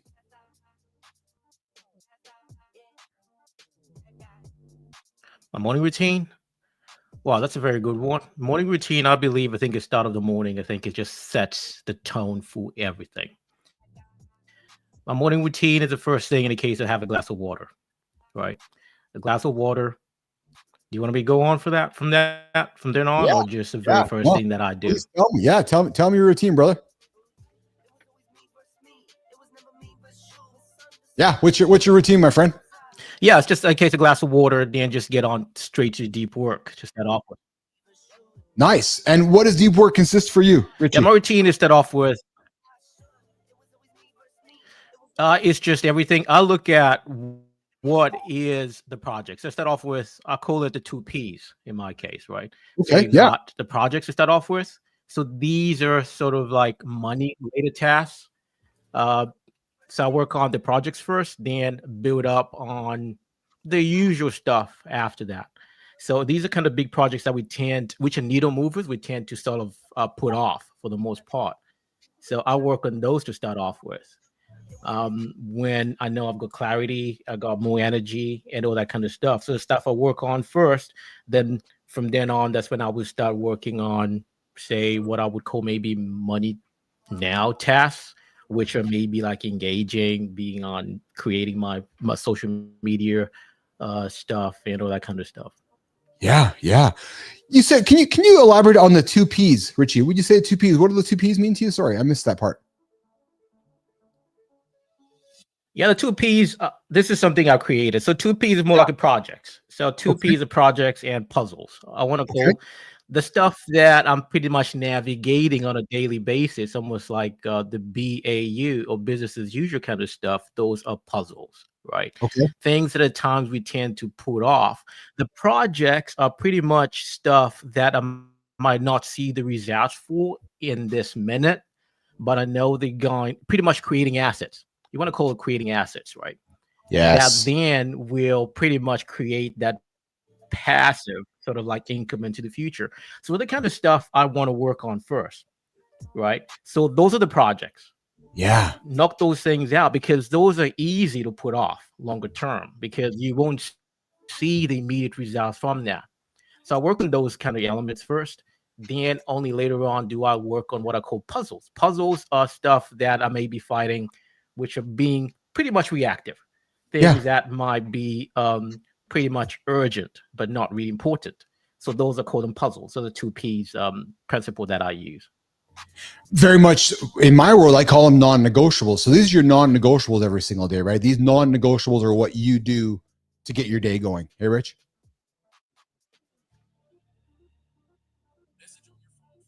Am I correct? Oh, absolutely. I think the non-negotiable thing is pretty key because you need to have that. It's so easy to get sidelined and work on. Yeah, absolutely. It's so easy to work on the stuff that does not really need that and neglect the needle movers, which are creating assets, which are going to serve you best in the future. Yes. Richie, before we get to the creator spotlight, to somebody you're going to be celebrating here, we're having a little bit of internet challenges with your connection here. Richie, could you set the stage? Where can folks find you? How can people find you and connect with you and learn more about Richie Nakana?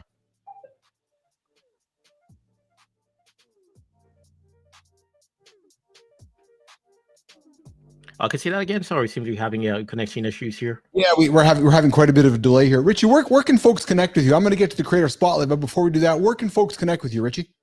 Oh, that's the joy of life, right? Yeah, they can find me on LinkedIn. LinkedIn is the best way, I think, to catch me. LinkedIn, Richie Uncanner. It's the best place to find me. Yeah, I'm always there, Awesome. posting plenty of content there daily. Yeah, follow my journey.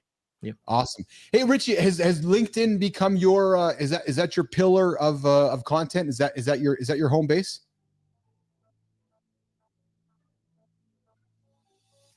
Yeah, I love LinkedIn. I'm a writer. I'm an author, so I just love writing. So LinkedIn is just a natural thing for me, and it's so easy, I think, for me to create content and share my ideas. It's pretty much sharing my journey and sharing, I think, your own personal story and your journey. I think is so easy. You don't have to think too much about content.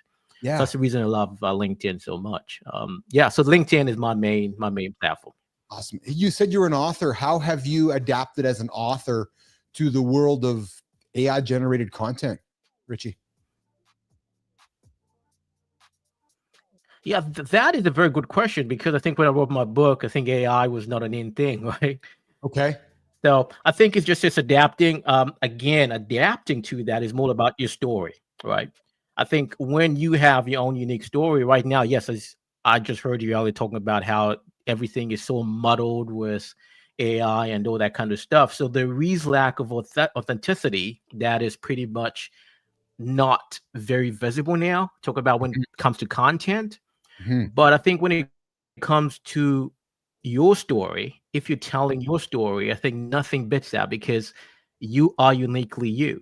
So I think for me, it's all about just telling my story, because everybody's journey is different, right? And so long as you're telling your journey, you're telling your story, I think that's what might differentiate everything from the AI kind of stuff that is kind of mudding the waters right now. Yeah, so I think it was easy for me in the case transitioning.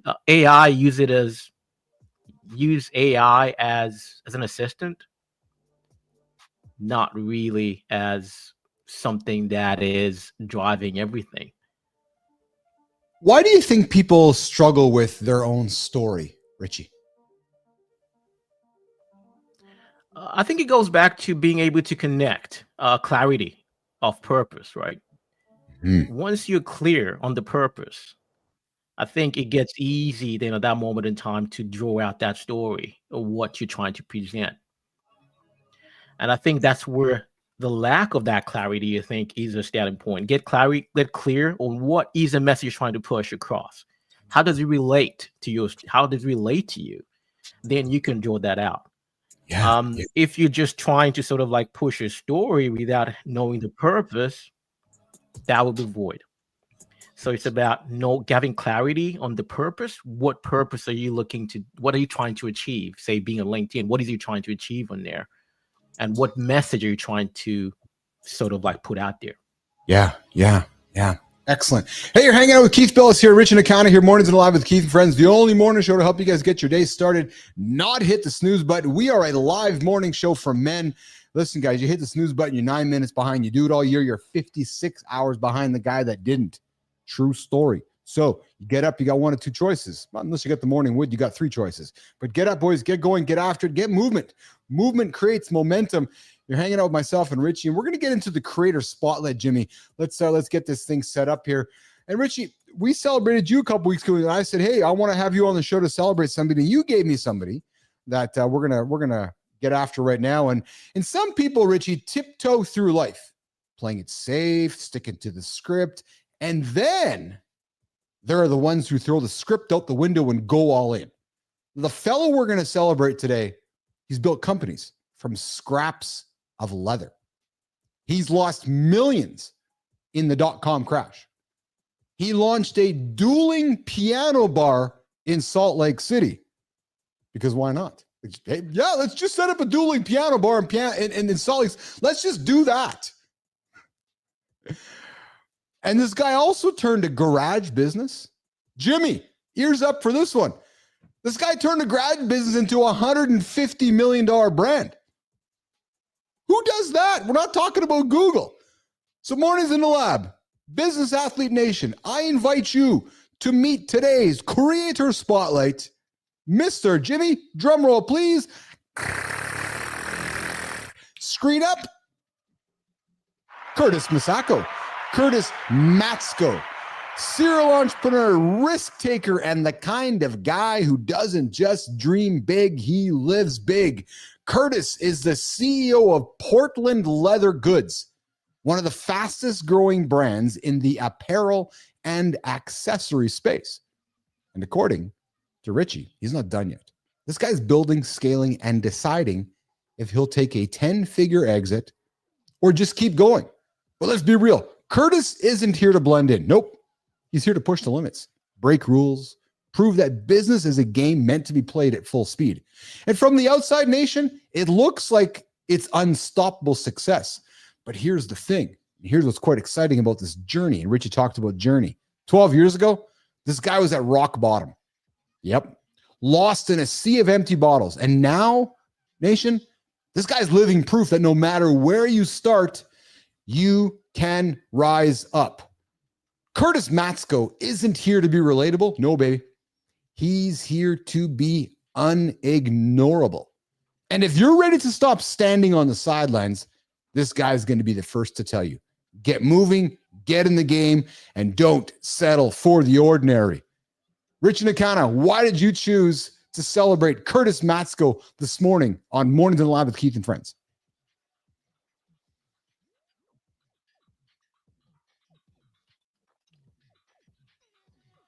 Yeah, we're talking about stories earlier, right? In the case of Curtis just has an amazing story. In the case you just talk about persistence, this is a guy who came who was sort of like rock bottom just over 10 years ago. And just to come out of this and to create this business you've actually created. I connected with him just not very long ago, and he's just got an amazing story. Just thought I just had to give him a shout out. Nice. Well, listen, thanks for shouting out to our creator spotlight today, Curtis Matsko. Curtis, here's how it works, my friend.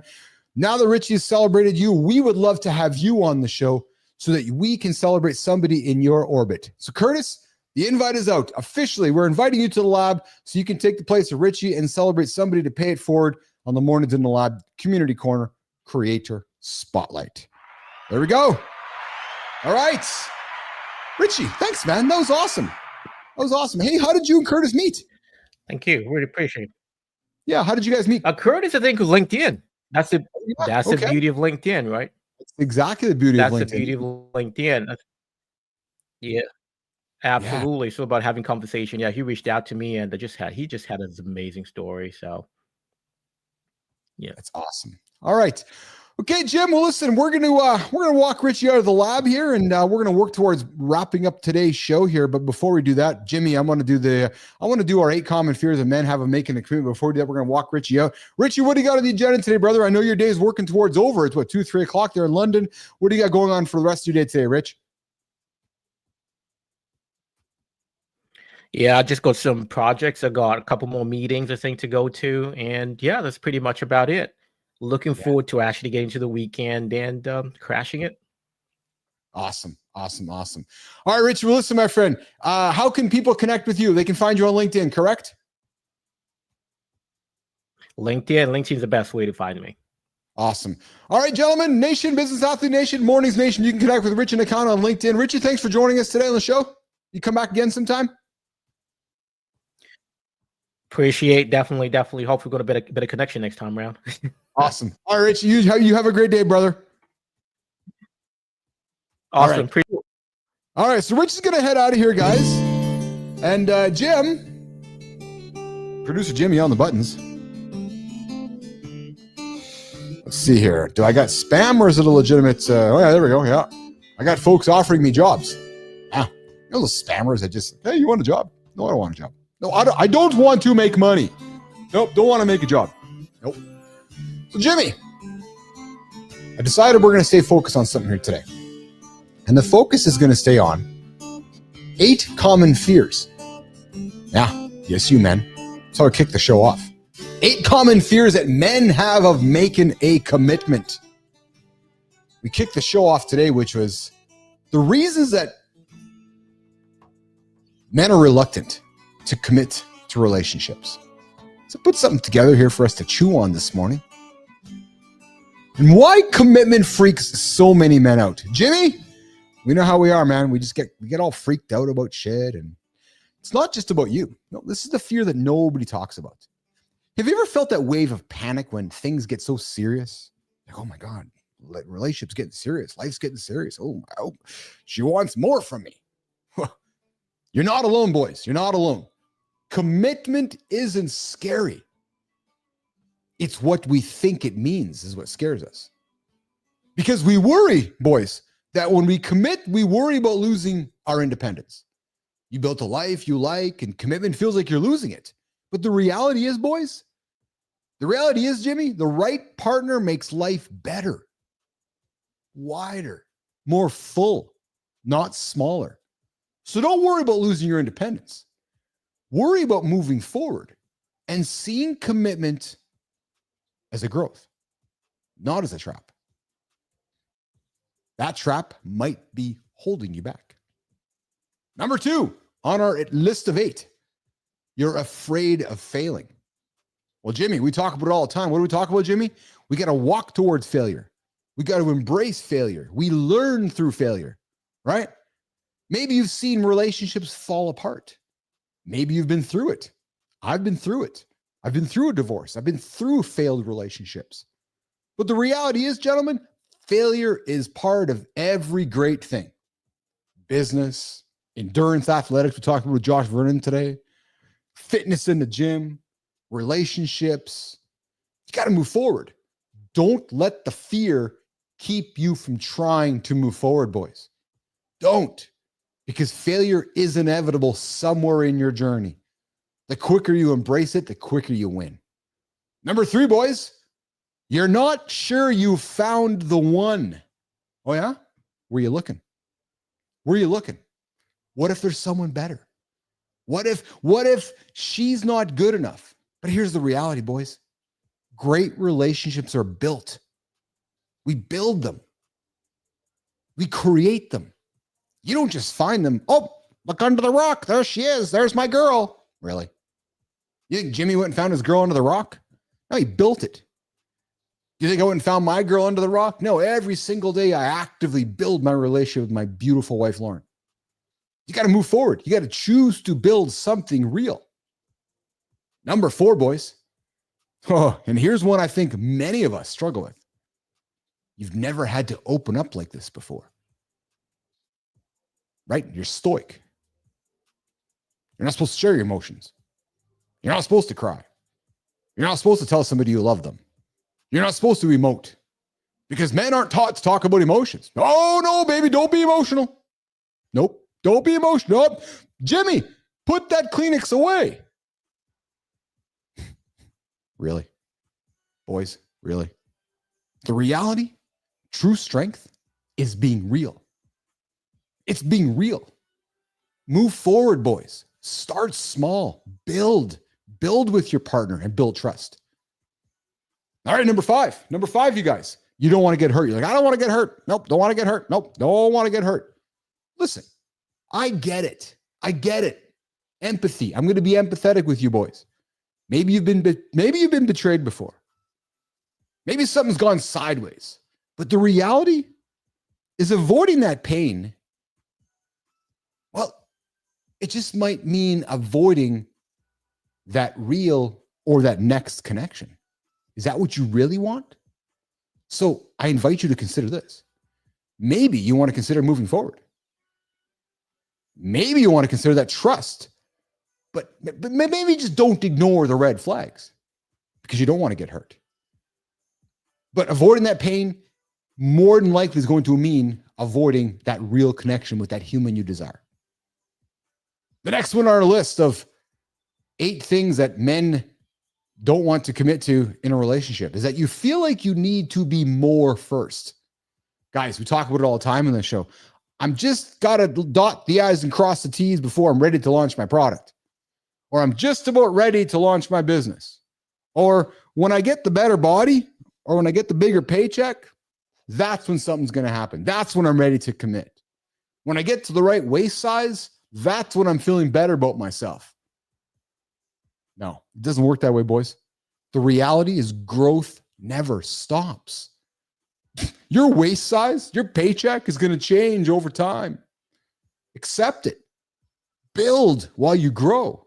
Progress over perfection, right? Progress. Build it. Next one, guys, you've seen too many men lose themselves. You know, the guy who became just a husband, just a dad. Guy's just a dad, just a dad. He's just a hubby. Here's the reality, you guys. The right partner adds to the identity, doesn't replace it. No, move forward, communicate, don't escape. And here's the final one, guys, is you're not sure you can handle the responsibility.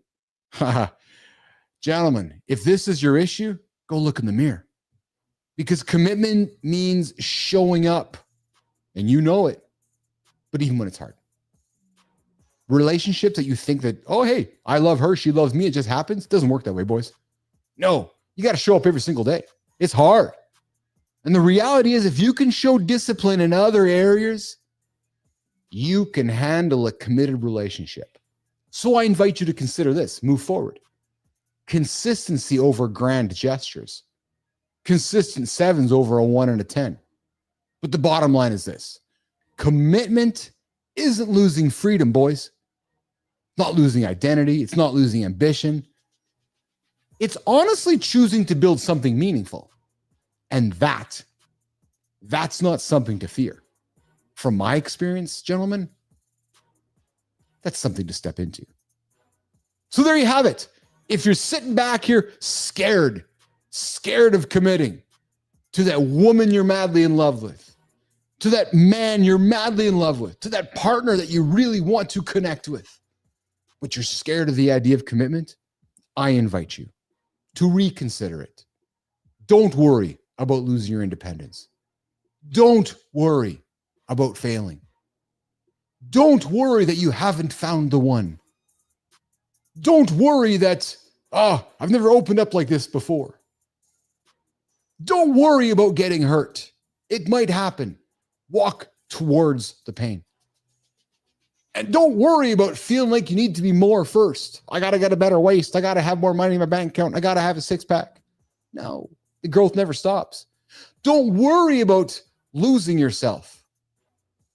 Having a partner in your life betters yourself, adds more to yourself instead of taking away from it. And the last one, boys, is don't worry about not handling the responsibility. When you are in a committed relationship, it goes from 1 to 2. And in my experience, I becomes T. It becomes a team. That responsibility, it's shared with the two of you. Get up, get after it, be disciplined, communicate, and watch the magic happen. There you go. That is your little bit of advice from Uncle Keith on your commitment phobia this morning on Mornings in the Lab with Keith and Friends. Jim, we're at the 2-hour mark. I think it's time to get the hell out of here. I'm doing a little recap of our show here today. What have we got after here today, guys? And I got to tell you, very, very encouraged by the feedback we got from one of our listeners today that really, really enjoys the different type of content we drop here on the show every single day. Try to keep it fresh for you guys. Listen, you can connect with me on LinkedIn. If you want some behind-the-scenes content, you can find it over on Instagram. I'm over on X. I'm on Blue Sky. I'm on Threads. We are socially available across all of the platforms. We do our live show here in the morning. We chop it up and distribute it across all the platforms. You can stay connected with us with content, advice, conversations to help you get through your day. Content that makes you pause. Conversations that make you consider. That's what we do here on Mornings in the Lab with Keith and Friends. So wrapping it up, Jim, just going through our agenda here today. We got through a number of topics here today, guys. We kicked off the show with Arnold Schwarzenegger talking about the idea that all you need is 1 minute, guys. You have a minute to get yourself moving today. You do. Science shows you get a minute going, your likelihood of death reduces considerably. We also talked about that scientists have identified a protein that can reverse muscle aging loss. We talked about your poop schedule, saying a lot about your overall health. We know that, gentlemen. Get your water in. Keep the deep cheeks lubricated so that poop can get out quite easily. Get that water in, boys. Keep hydrating. That's the key here for sure. We also talked with Josh Vernon, Josh the triathlete, talked about all the great work that he's doing.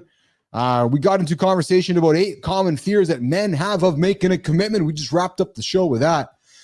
And we talked about the Svalbard Global Seed Vault and why it's so controversial. Listen, growing up in a world where maybe it's not money or power that is ultimate control. It's who owns the food population. It's who owns the food seeds. And then, of course, we wrapped it up with some commentary on the future of content is live conversation. That's why we do what we do here on Mornings in the Lab with Keith and Friends. And then we wrapped it up with the community corner, Rich Nakana, who is here to celebrate Curtis Matsko here on Mornings in the Lab with Keith and Friends. Okay, well, listen, that's it. That's the end of today's show. We wrapped it up. We got a 2-hour show in the books. A lot of content made today. A lot of great conversations made today. And I'm going to start turning the tunes up here. No, not that one. We're going to get that one. You guys know that sound effect. So listen, everybody who's tuning in, on behalf of myself, I'm Keith Billis. On behalf of C. Marty Fit, hanging out at Gold's Gym in Maryland right now. On behalf of John Anderson, who's getting his health back together over in California. On behalf of producer Jimmy on the buttons, Tommy in the community, Rich Nakana, Josh Vernon, Rick Clody, Jeremy Cunningham, Amy Reiner, my girl Brookie. To all of you that I missed, we'll see you guys Monday. You know where to find us. LinkedIn, X, YouTube, 8 o'clock Eastern time. The only live conversation to help you guys get your day started. Let's get out of here, Jimmy. Mornings in the Lab with Keith and Friends. Have a good one, nation.